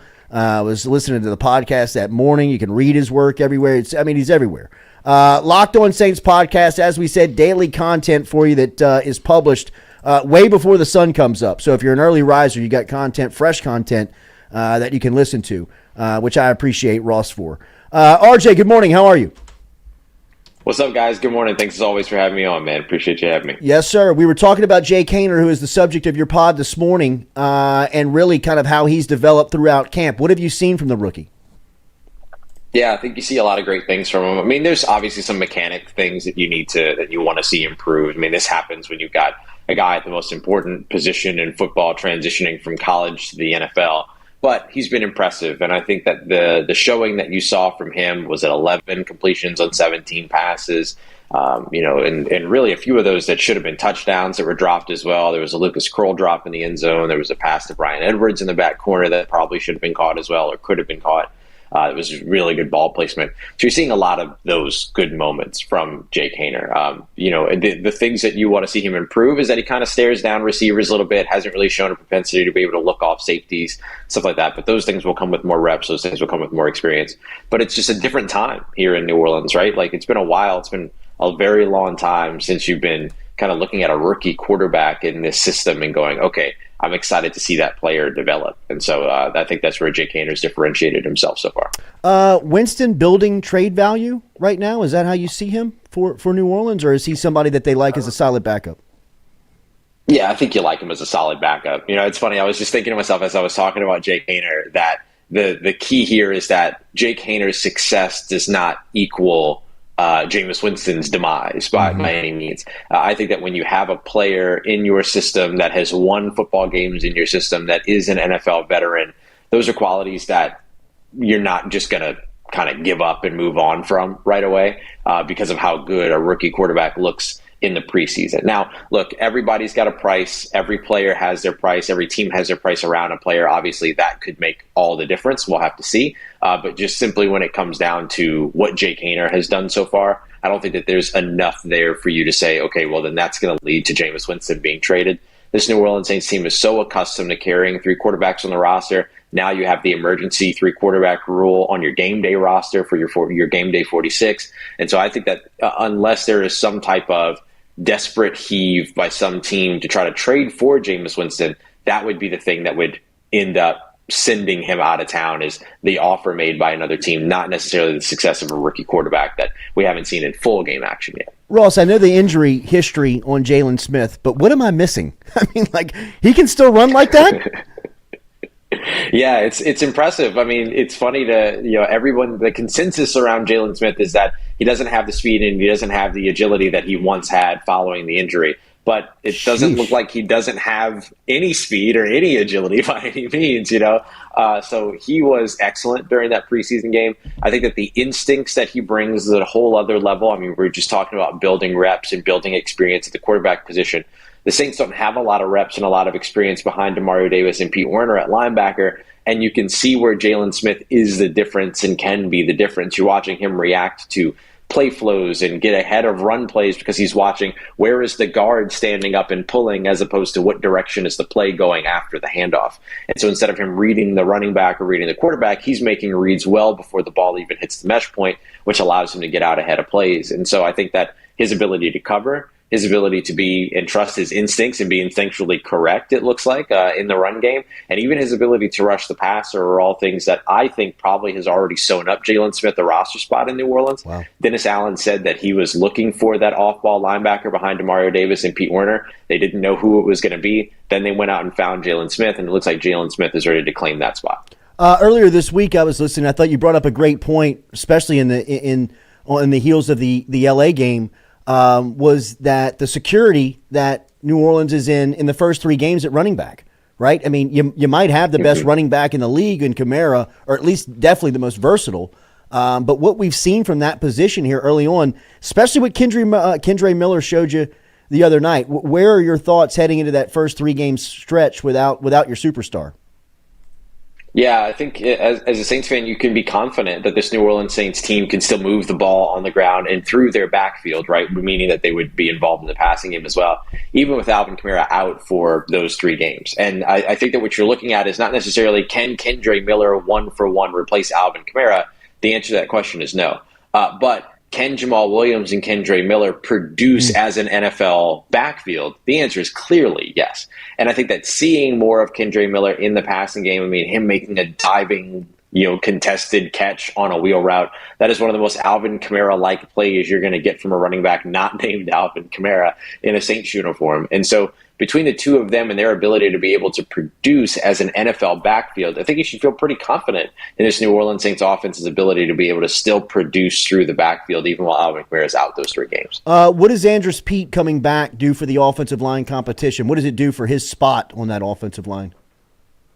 Certainly gives him an opportunity to be able to fight to keep it. I mean, I thought for a long time, as long as we weren't seeing Andrus Peat out there and James Hurst was performing well, that maybe James Hurst was going to steal that spot. So now he makes it back, at least in time to be able to maybe fight for that spot a little bit more. Look, during walkthroughs against the Chargers, we saw them plug Andrus Peat right back into first team, and then he came off the field once they got into actually going through drills and things like that. So we'll see if he gets a little bit more active this week, if he participates in team drills, things like that, and in where he ends up slotting in. But at least gives him an opportunity to be able to maintain his starting role at left guard. I do think that there's still a bit of a competition to be had there, and I think that if James Hurst shows you that he's the better option, that it's worth listening to. And at least giving some thought towards, especially watching Trevor Penning pan out so far at left tackle. You don't necessarily need James Hurst to be the veteran guy ready to take over that spot. So if instead he and Trevor Penning can end up on the field at the same time, and if that's your best combination over on the left side of the line, I think you're free to roll with that. RJ, where's the real competition at here in last preseason game of the season? There's only, 3 or 4 spots left at this point? Yeah, there's not a lot of opportunities left at all. I think you're watching wide receiver, right, who are going to be the 3 or 2 after the big 3, and Michael Thomas, Chris Olave, and Rashid Shaheed. Right now, I would give Kirk Merritt a pretty comfortable lead as the number 4 guy. I think Traquan Smith still has to be in the conversation, even though he's been gone with the groin injury.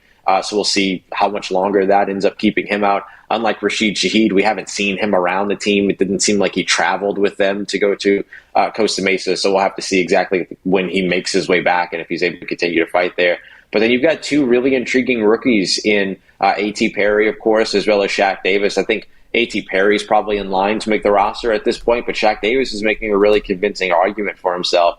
And if he has a really good 3rd game against the Houston Texans, that's going to go a long way for him for sure. And then I'm watching out for some of the other younger, more versatile guys too, like Lynn Bowden, like a John Trey Kirkland, who have the ability to be able to contribute to you in the special teams game as well, which is always worth having either in the back of your roster or on the practice squad. So I'm definitely watching that. I don't know throughout this weekend how much more we're going to see Alontae Taylor and Paulson Adebo, but certainly throughout the practice week, that's still going to be worth keeping an eye out on as well. All right, Ross, a scary episode over the weekend with Jimmy Graham, to say the least. I don't know if you have any news or an update there, but just what have you learned in the 72 hours since? Yeah, I think what we know so far is that what Jimmy Graham experienced is expected to be a medical emergency. I think it was listed as a medical episode, possibly a seizure, and that he was met by a team physician and was able to kind of be worked on right afterwards and checked out right afterwards. It doesn't sound like there's any issues around the initial arrest, just maybe a little bit of an overreaction by OCPD. And as somebody who grew up in Orange County, I can tell you that overreactions are not outside of the Orange County Police Department at all, in the realm of possibility for them, in my experience. And so, but good to see that Jimmy Graham is back with the team, and that they're continuing further tests. We don't know when he's going to be back to the game of football, but obviously there's no rush there, right? Go and figure out, is this a one-off situation? Is this something that you have to kind of have a lifestyle change for, or is it something that's manageable? Those are things that are going to be worth finding those answers to. And I think the Saints are going to give him the space to be able to go and get that done. But hopefully we are able to see Jimmy Graham back out on the football field. I imagine that if there is not a long-term or ongoing concern with whatever happened with him that weekend, that he'll probably be on the roster. I haven't seen a tight end that has left him and kind of, behind, of course, Juwan Johnson and Foster Moreau. Sure. Haven't really seen any of the younger guys leap him and do anything that would keep him off the roster if the Saints do intend to keep 3 tight ends at Taysom Hill, which would make sense to me. So that's kind of where we are with Jimmy Graham currently. Ross, obviously one of the huge destination vacation travel spots in our country is Southern California. I'm sure people in our listening audience have been there. I've been there multiple times. Love it, right? And this is the time of year to go. Mm-hmm. I mean, really, to get out of the heat of South Louisiana and get to the bright sunshine and the cool breeze of sunny Southern California. How wild was it for you, somebody that's from that area, to see like a tropical storm and a hurricane bearing down on that part of the country? Yeah, it was weird. The part that was weirder than that was fleeing to New Orleans to get away from it, to get away from the hurricane. Like that was entirely different too. I will say that, look, there have been some. I will say that when that hit, by the time that it hit, there have probably been heavier rainstorms there this year because kind of Southern California's been going through it with the rain this year. But it was very different. Obviously, it was very strange. I think it was their first ever tropical storm warning, and it was the first kind of hurricane to really hit there since like the 1930s or something like that. So it was all very, very different and very strange. I think that the biggest thing that I kind of took away from it was that look, if it's going to be a tropical storm and it's going to be a rainstorm, the NFL is probably not going to move the game. And I think that that's what we learned from that situation is that, look, it's a preseason game, but they're going to go and get their revenue. They're going to go and you're going to make sure that everybody plays. They're going to go and do their thing, everything. And I think that the fact that that game was on NFL Network probably played a little bit of a role into that. But look, everybody got out safe. Everybody was fine. There was the earthquake right before. And I got to tell you, the rainstorm was probably way more concerning to Los Angelinos than the Los Angelinos, than the earthquake was. Right. The earthquake is something that, like, when I used to do live theater, we had an earthquake during a play, and we just all held, wait, everybody good? Right. All right, cool. We're going to start up and keep it going. And part of the production. We left off. Yes. Yeah. The earthquakes ain't nothing but dirt on the shoulder over there. Right. So it was really all about the hurricane. No, it was great. I mean, like, seeing some of the writers who were covering it for New Orleans talk about the difference of the earthquake and the storm. Everybody was kind of like laying out in the storm, but then when the earthquake hit, like, everybody was running for the exits. Everybody's like, what's going on? It's crazy, man. It was a crazy time. It was the most important preseason NFL game of all time. For whatever reason, they had to play that game. Ross, it's great to see you. Thank you, as always, for what you do, man. The content is fantastic, and looking forward to another season. Appreciate you, buddy. Thank y'all so much for having me on, as always. Y'all take care and stay safe, and I'll talk to you here soon. All right. Ross, they wanted some opinions on our artwork compared to yours. You're quite the minimalist compared to us, who seem to have a hoarding issue. We lost control, Ross. That's okay. I also have that Dome Patrol poster just over on the other side of the room that I'm building up. So this is the new house, and so I'm building this room out into a studio. So for right now, I got that, but it's going to be a lot more. Don't worry. It's official. I'll be making y'all feel a lot better here soon. From one cluttered set to a very uncluttered set, our friend Ross Jackson. It's good to see you, man. Thank you. Good to see you guys. Appreciate you. Locked On Saints podcast. Make sure you're listening here in season. It is it's a must as he's doing great work. Remember our friends here at Click Here Digital.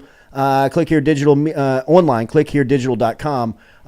Look, handling all of your Google ads, your Instagram ads, your Facebook ads. If you're on Facebook and you see an ad come your way, it's probably been served to you by Click Here Digital. Whoever the client is, then there is over 100 of them here. They make their clients money. That's what they do. That's what they're in the business to do. If you want to learn more about that, you can online at clickhereDigital.com. They're just managing a full stack digital agency, so they can help you with video display, social media campaigns, Google ad spends, and beyond. And they consult as well. ClickHereDigital.com, ClickHereDigital.com. One more for the poll, Stewie. This kind of got me thinking on just kind of getting the feedback on the set, and we appreciate it.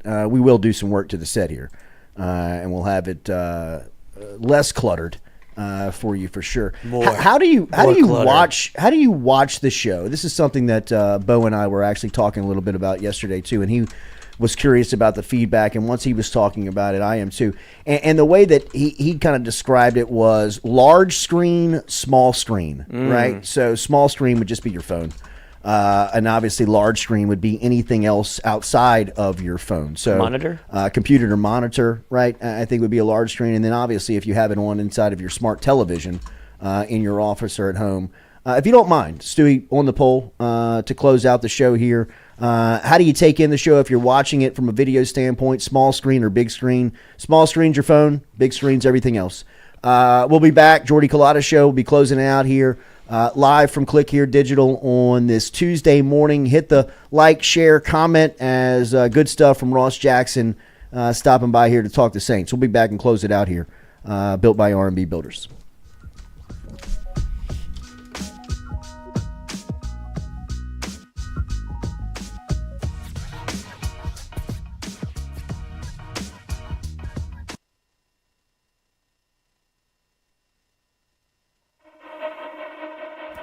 If you're in the market for a mortgage lender, you need to start with Doug Bickley and his team. Bickley has built a crew with over 50 years of combined lending experience. They've been in business for over 20 years, and they love helping their clients achieve the American dream of home ownership. They're also key with working in real estate agents and helping their clients getting same-day pre-approval. They average about one buyer a day getting them in a home. If you want to get in touch with Doug and his crew, it's easy. Call them 225-214-5154. 225-214-5154. Go see the Bickley team today. They're located on the corner of Coursey Boulevard and Sherwood Forest right here in Baton Rouge.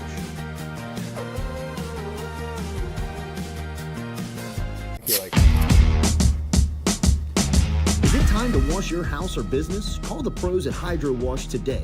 Get them out with their low-pressure, soft-washing cleaning approach. From commercial buildings, rooftops, and residentials, Hydro Wash is ready to get your place shining. Find them on Facebook or call Curtis at 225-933-7068. Take it from me, Hydro Wash came by and made my house look like new. What was best was the professionalism. They picked up everything, made the clean, and then put everything back to where it belonged. Get in touch with Curtis today. Call him at 225-933-7068 or find Hydro Wash on Facebook. What's up? What's happening? Chilling with a couple of cool guys. You? Chilling and watching some tube. Hold on. Did you do it? Hold on. Did you do it? Roof's up. Hold on. Roof's up? Roof's up! Roof's up! Hold on. Hold on. Hold on. Beautiful roof every single time. True. True. At Auctioner, we know healing is a team sport. That's why we've partnered with world-renowned orthopedic surgeon Dr. James Andrews to create the Auctioner Andrews Orthopedics and Sports Medicine Institute. Whether you're a professional athlete or a weekend warrior, our team of specialists are dedicated to getting you back in the game. So whatever your reasons are for reaching your personal best, we've only got one. You. Auctioner Andrews Institute. Long live you. Are you looking for sound financial advice? Then get in touch with Daniel Newman of Edward Jones. You can call him today at 225-261-8262 or email him daniel.newman@edwardjones.com. If you're planning for retirement, saving for college, for children or grandchildren, or just looking for sound investment opportunities, get in touch with Daniel today, 225-261-8262, located on Magnolia Square Drive in Central. Daniel Newman of Edward Jones.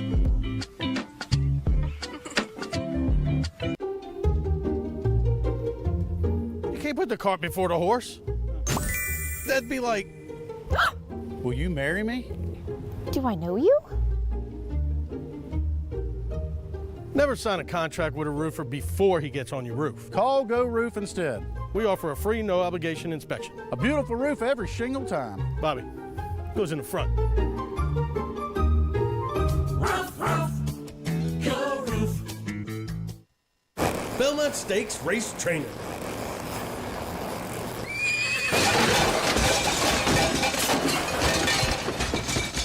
I'm sticking to roofing.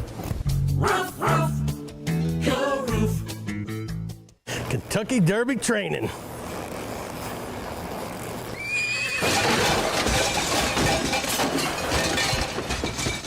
I'm sticking to roofing. Roof, roof, Go Roof.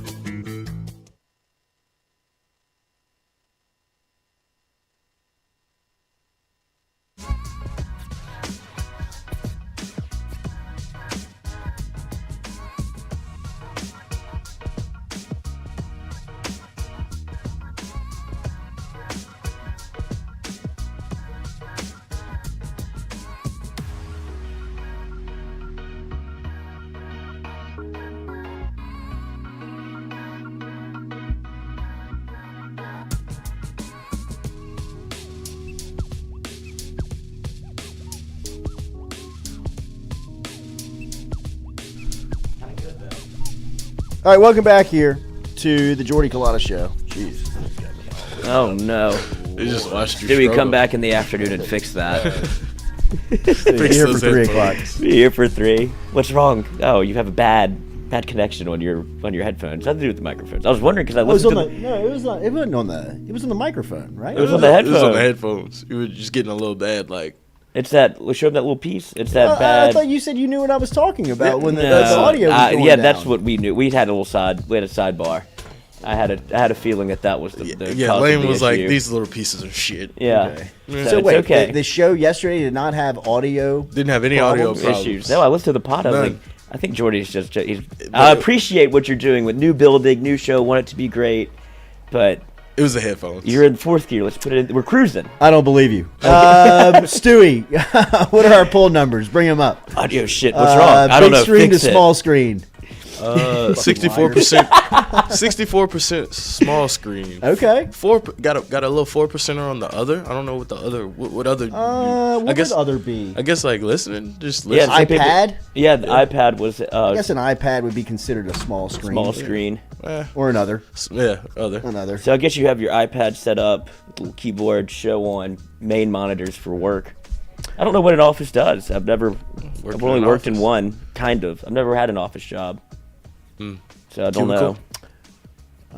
Thank you, Lloyd. You did not pass the interview process. we will not be in touch. What are y'all doing here? Y'all just get your own little separate square? So wait, What's everybody going has to on be here at the same time? Wait, we all got to leave at the same time? Tell me after where. I gotta be somewhere. Yeah, I gotta go. I gotta work out. When's man. the What do you want me to lunch? do, man? Yeah. I mean, I'm working out at 10:30 this morning. Yeah, what do you want me to go? I gotta get me in. Gerald Hayes, the 21 Dolphin jerseys. Daniels, who was that for? Blasphemy. Gerald Hayes. That is Travis Daniels, who was opposite corner of Corey Webster, who we recognized yesterday, I believe, in our jersey countdown. Yes. As we were 13 days away. Great video. Webster, who is the godfather of DBU. Travis Daniels, a great story on Daniels. Daniels was a 4-star cornerback out of Hollywood, Florida, coming out of high school, and he was in the class of 2001. That class of 2001, which was the backbone to the national championship. Marcus Spears, Michael Clayton, Marquise Hill, Andrew Whitworth, all those guys were in that class, right? Travis Daniels was in that class as well. And at this time, they didn't have the 4-game rule redshirt. Like you didn't have the 4 games of grace that you could go out there and play and still keep your red shirt. If you stepped onto the field, you burned it. Like if you stepped out there and covered a kick, you were done, right? So Travis Daniels goes through his entire freshman season and does not play. There is like this big push, like, man, Daniels is going to be a star. Let's, from LSU standpoint, keep him on the shelf. By next year at this time, he's in the weight room. He's going to be built up. He's got the skill. You put him opposite of Corey Webster in the defensive backfield. You're going to have 2 starters for the next 2 years that are going to be all-American type players. They get to the SEC title game in 2001, and they get to the 4th quarter where they're playing Tennessee. And I'm talking about like deep into the 4th quarter, like 5 minutes left in the game. And a defensive back goes down. I want to say it was Norman Lejeune. I may be wrong on that, but I want to say it was Norman Lejeune that went down in that game. And Saban looks around and sees Travis Daniels and asks Travis Daniels, like on the spot, do you want to play? And you're asking an 18-year-old freshman in the SEC title game if he wants to go in the game, and the head coach is asking him this. What are you going to tell him? No? You're not asking. Right? So he says, yeah. And so Saban throws him in the SEC title game in the 4th quarter, burns his red shirt. Travis Daniels ends up making a play, doesn't play for the rest of the year.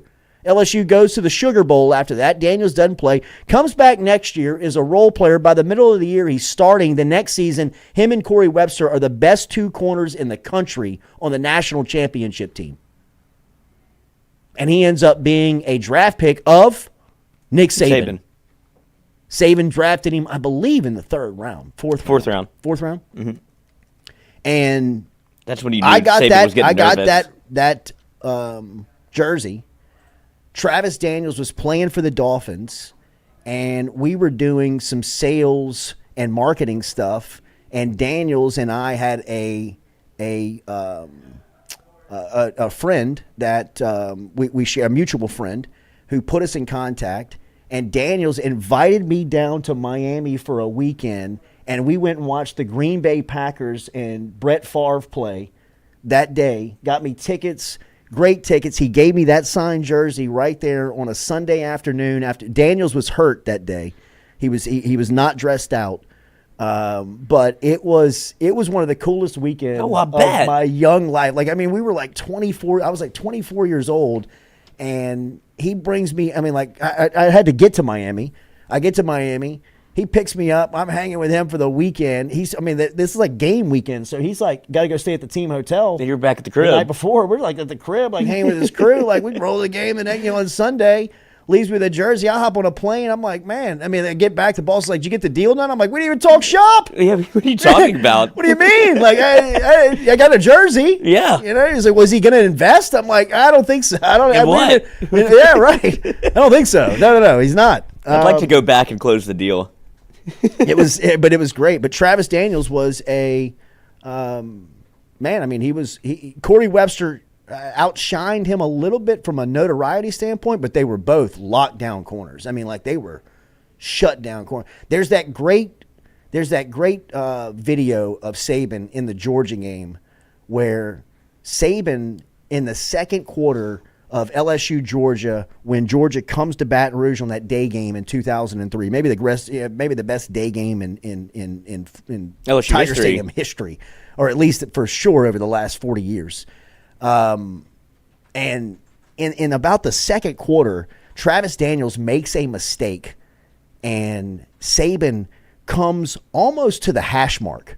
I mean, like you could probably find the video. He walks out nearly 7 or 8 yards onto the field, and he does one of those epic Nick Saban, like his head is just like bobbing up and down. He loses the headset. The headset comes off. He throws the headset. He's got the headset over here, and he's standing over Travis Daniels. I mean, like pointing down at him and MFing him.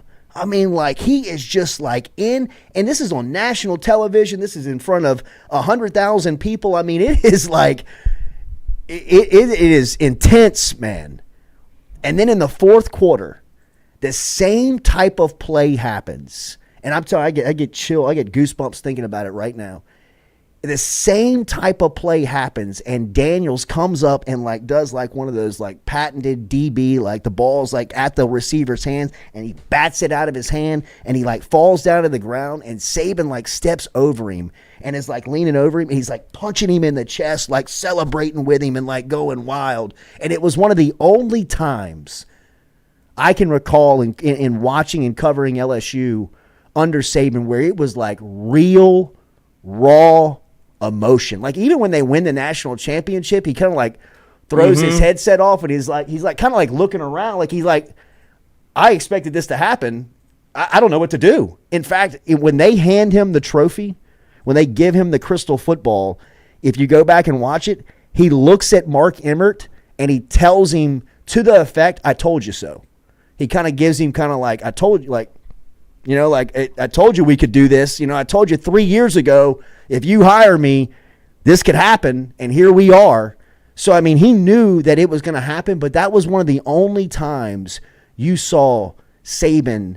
I mean, he showed some real, like, raw, like he was like a kid celebrating with Travis Daniels after he had, I mean, obliterated him on national television. If you go back and watch that game. You said it was in the, what quarter was it? It was early. I mean, it was probably second or third, you know, it was probably second quarter. But, you know, Stewie, I mean, it was 2003. It could have been the third. I don't know. But, I mean, there is a point in that, I mean, he comes. So this right here? 6 or 7 yards off the field. That's a celebration. Yeah. That's at the end of the game. That was like the start of the fourth quarter. So, okay, so it happens before that because, like, earlier in the game, he messes something up, and Saban went. He went. It's like the Will Muschamp Saban shot. Yeah, I know exactly what it looks like. Yeah, and if you haven't seen, I mean, it's patented by Nick Saban. The head bobbing, the hair somehow staying attached to his head, right? And he looks like he could pop, right? And if you've ever been in that situation where everybody's been yelled at by a coach, I'd imagine Saban has a little bit of extra where you're like, I'm terrified. Sure. Like I don't even know what he just said to me, but he is so upset that whatever point he's getting across, it's working. I don't even know what I did wrong, but I'm gonna let him just go through it, and then we'll probably be better on the other side because you rarely see him. Like even this is a little of a celebration that you just saw is rare. Like, but that's what you get with, I would imagine, with Nick that you don't always get to see. Kenny LaRousse, is this a Bama show? Yeah, Stewie, zoom out. Doesn't it look like one? Yeah, it was a great Bama show. Big Bama show. Yeah, Big Bama show. Big Bama energy. Welcome to Dothan, Alabama. Dothan. We love him. Talking Tide here on a Tuesday. Talking Tide. Paul? Old Nick. Paul? I just don't know how do you... Name a dog Saban. Go. You got a cat and Miss Kathy? All right, there's a lot of cool stuff that comes out of this building every day. We're going to tell you one of the movements that's happening here. It is a push for a fundraiser and one of the cool things happening in our city. We will wrap up our show and tell you about it next here on the Jordy Culotta Show. It's brought to you daily by RMB Builders. Remember, you can find our crew over at RMB Builders at rmb-builders.com. And we will be back and close it out here on the Jordy Culotta Show, live from Click Here Digital. That didn't sound good. That sounded I'm glad I'm just in this chair. That was not me. That was me. That was not me. Whatever that was. Yeah, so what was that? That sounded like something broke. Some screws loose? Pamela.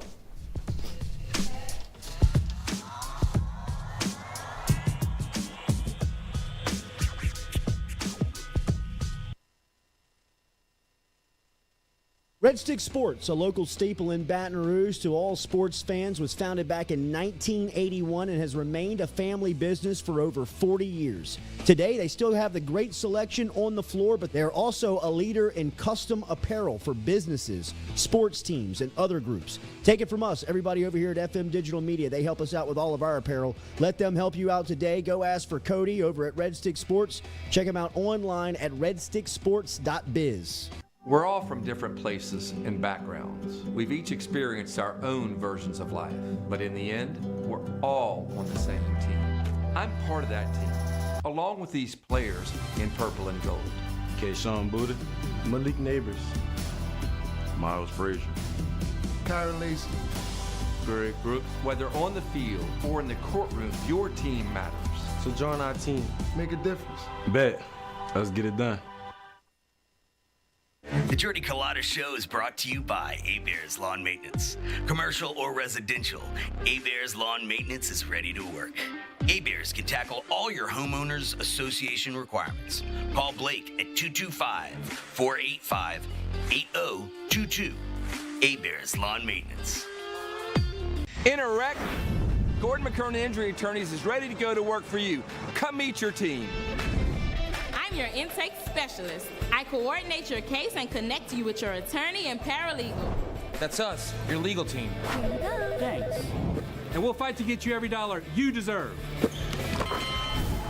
I'm your settlements and disbursement manager, and I'm here to get you paid on time. I'm attorney Gordon McKernan. Put our team to work today. Just call us. Get it done. Hey Tiger fans, when you're traveling through Natchez, Mississippi, make sure to visit Tom and Wright Granning at Go-Mart and On The Go Deli, where you can fill up your tank and your belly. Go-Mart has clean restrooms, community coffee, an awesome beer cave, and a great selection of anything you may need on your trip. Located at 4 Sergeant Prentice Drive as you're entering Natchez on the left. Also stop by Wardo's Po' Boys at 309 North Broadway on the beautiful Natchez Bluff, where the Po' Boys are so good you'll swear you're in Cajun country. At Ochsner, we know healing is a team sport. That's why we've partnered with world-renowned orthopedic surgeon Dr. James Andrews to create the Ochsner Andrews Orthopedics and Sports Medicine Institute. Whether you're a professional athlete or a weekend warrior, our team of specialists are dedicated to getting you back in the game. So whatever your reasons are for reaching your personal best, we've only got one. You. Ochsner Andrews Institute. Long live you.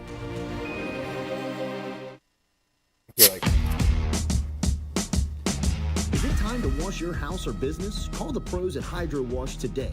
Get them out with their low-pressure, soft-washing cleaning approach. From commercial buildings, rooftops, and residentials, Hydro Wash is ready to get your place shining. Find them on Facebook or call Curtis at 225-933-7068. Take it from me, Hydro Wash came by and made my house look like new. What was best was the professionalism. They picked up everything, made the clean, and then put everything back to where it belonged. Get in touch with Curtis today. Call him at 225-933-7068 or find Hydro Wash on Facebook. All right, buddy. Make it a good shot. Oh, yeah.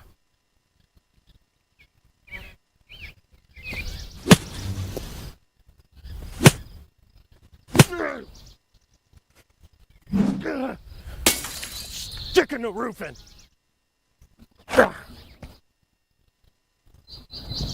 For a hole in your roof, for a whole new roof, go roof. Roof, roof, go roof. Hey, Greg, roof up? Roof's up. Roof's up. Roof's up. Roof's up. Roof's up. Roof's up. Beautiful roof every single time. True. True.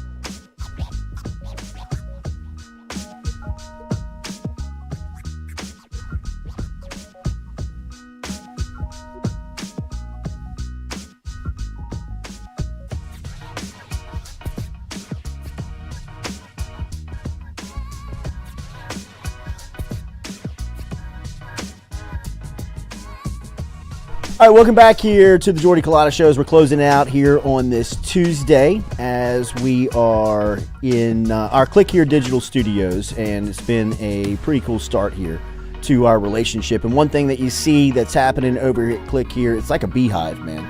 Across the street, there is a huge digital marketing company that has 150 employees. Then you come across the street, and there's another piece of the campus that's got creative teams, and they've got an organization of Moving Colors that's over here with some office space that Bo has lent out to his fiancée, Amanda, and her sister, Pam, who are in studio with us today to help us talk about the organization. You may recognize Pam, a very familiar face to TV watchers in the greater Baton Rouge area, who was a morning, she's done it all, right? I mean, mornings, evenings, desk, anchor, in television. In my own mind, Jordy, I've done it all. In my mind, I have just done it all. That's right. So we were here this morning. Thanks for having us on. Yeah, I mean, it's good to be here. What about, it's good to have you here. What about, of Moving Colors, what brought you to this organization? Of Moving Colors is a professional modern dance company, and I am a former dancer. Sure.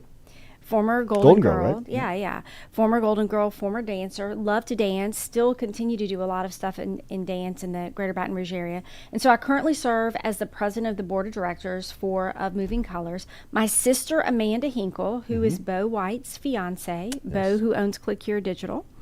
And hey, Bo, I hope he's watching. Designer. You think he's watching? Yes, he's absolutely watching. Oh, he's an interior designer as well? Well, I mean, he's got an eye. He's got an eye. He does have an eye. He has an eye. Anyway, so Amanda and I are both on the board. Amanda is the secretary of the board of directors, and Bo has graciously donated the space for Of Moving Colors to also be here in this facility, along with you guys. Yes. Being here, and so they have a big event coming up. Right. Amanda, so tell me about the space and what it is like, I guess, working here with what's going on with Moving Colors. Oh, well, it's been great because Bo has donated the space to us. Did we get that in? Yes, absolutely. Pam, tell me about the partnership. tell me about the partnership with Big Buddy Program. I have a question down, but that wasn't the right one. She was supposed to say, she got in what she was supposed to say. Right. So the partnership is basically the Big Buddy Program. The Big Buddy Program. Right. Well, we're going to make that announcement when we have our big event that's coming up. So what it is Of Moving Colors does a number of things. They're a professional modern dance company, but they do a couple of things. One of the things that they do is they do outreach for children, and they also do outreach for things like senior citizens in the community. But what they're doing with children is they're partnering with the Big Buddy Program, which is really big because they're now going to be able to go into schools and provide dance programming through outreach in after-school programming for schools. So it's going to be a big thing. They're going to be able to reach a whole lot more students. And it's going to be year-round, and it's too. Going to be a so it's year-round. not just a small one-time thing where the children get taught a dance and then have a little recital. This way, it's an after-school program, so they get to learn about dance, not just how to dance and the importance. And so it's going to be really, really good overall for all the children. What's the website? Is there a website? Ofmovingcolors.org. Ofmovingcolors.org. And there's tables available, right? Yes. So why don't we start with this? There's an event on September 27th at the Baton Rouge Country Club, and it is called the Birdies Scholarship Luncheon. The luncheon is aimed to raise funds to offer this outreach program, to bring this after-school program along with the Big Buddy Program to children. And we are raising funds for that program. Nice. So this is all online at ofmovingcolors.org. Ofmovingcolors.org. Ofmovingcolors.org is where you can find all the information. We will be reminding you how you can get involved before the event coming up on September 22nd. It's happening in this 27th. 27th. Yep. You know, it's on a Wednesday we're getting some things at right. the Baton Rouge Country Club. That's right. So. But you know what the important thing is that if you want to come over here and find us, we're here at Click Here Digital. That's right. At the same office space where you are. That's right. On Interline. That Bo White donated. That's right. Make sure you said that. You got that in 3 times. All right. So ofmovingcolors.net. Ofmovingcolors.net. Or org. If you'd like to go to org. Why not? Why not? It's good to see Amanda. It's good to see Pam. We might need to do this again. We will. We definitely will. We definitely will. We'll get it right because the first time was awesome. Yeah. All right, we'll be back with you tomorrow morning at 7 a.m. Make sure to hit that like button, share button, comment button. As always, we're brought to you by RMB Builders, live here on the campus of Click Here Digital. Click Here Digital. That's right. Donated by Bo.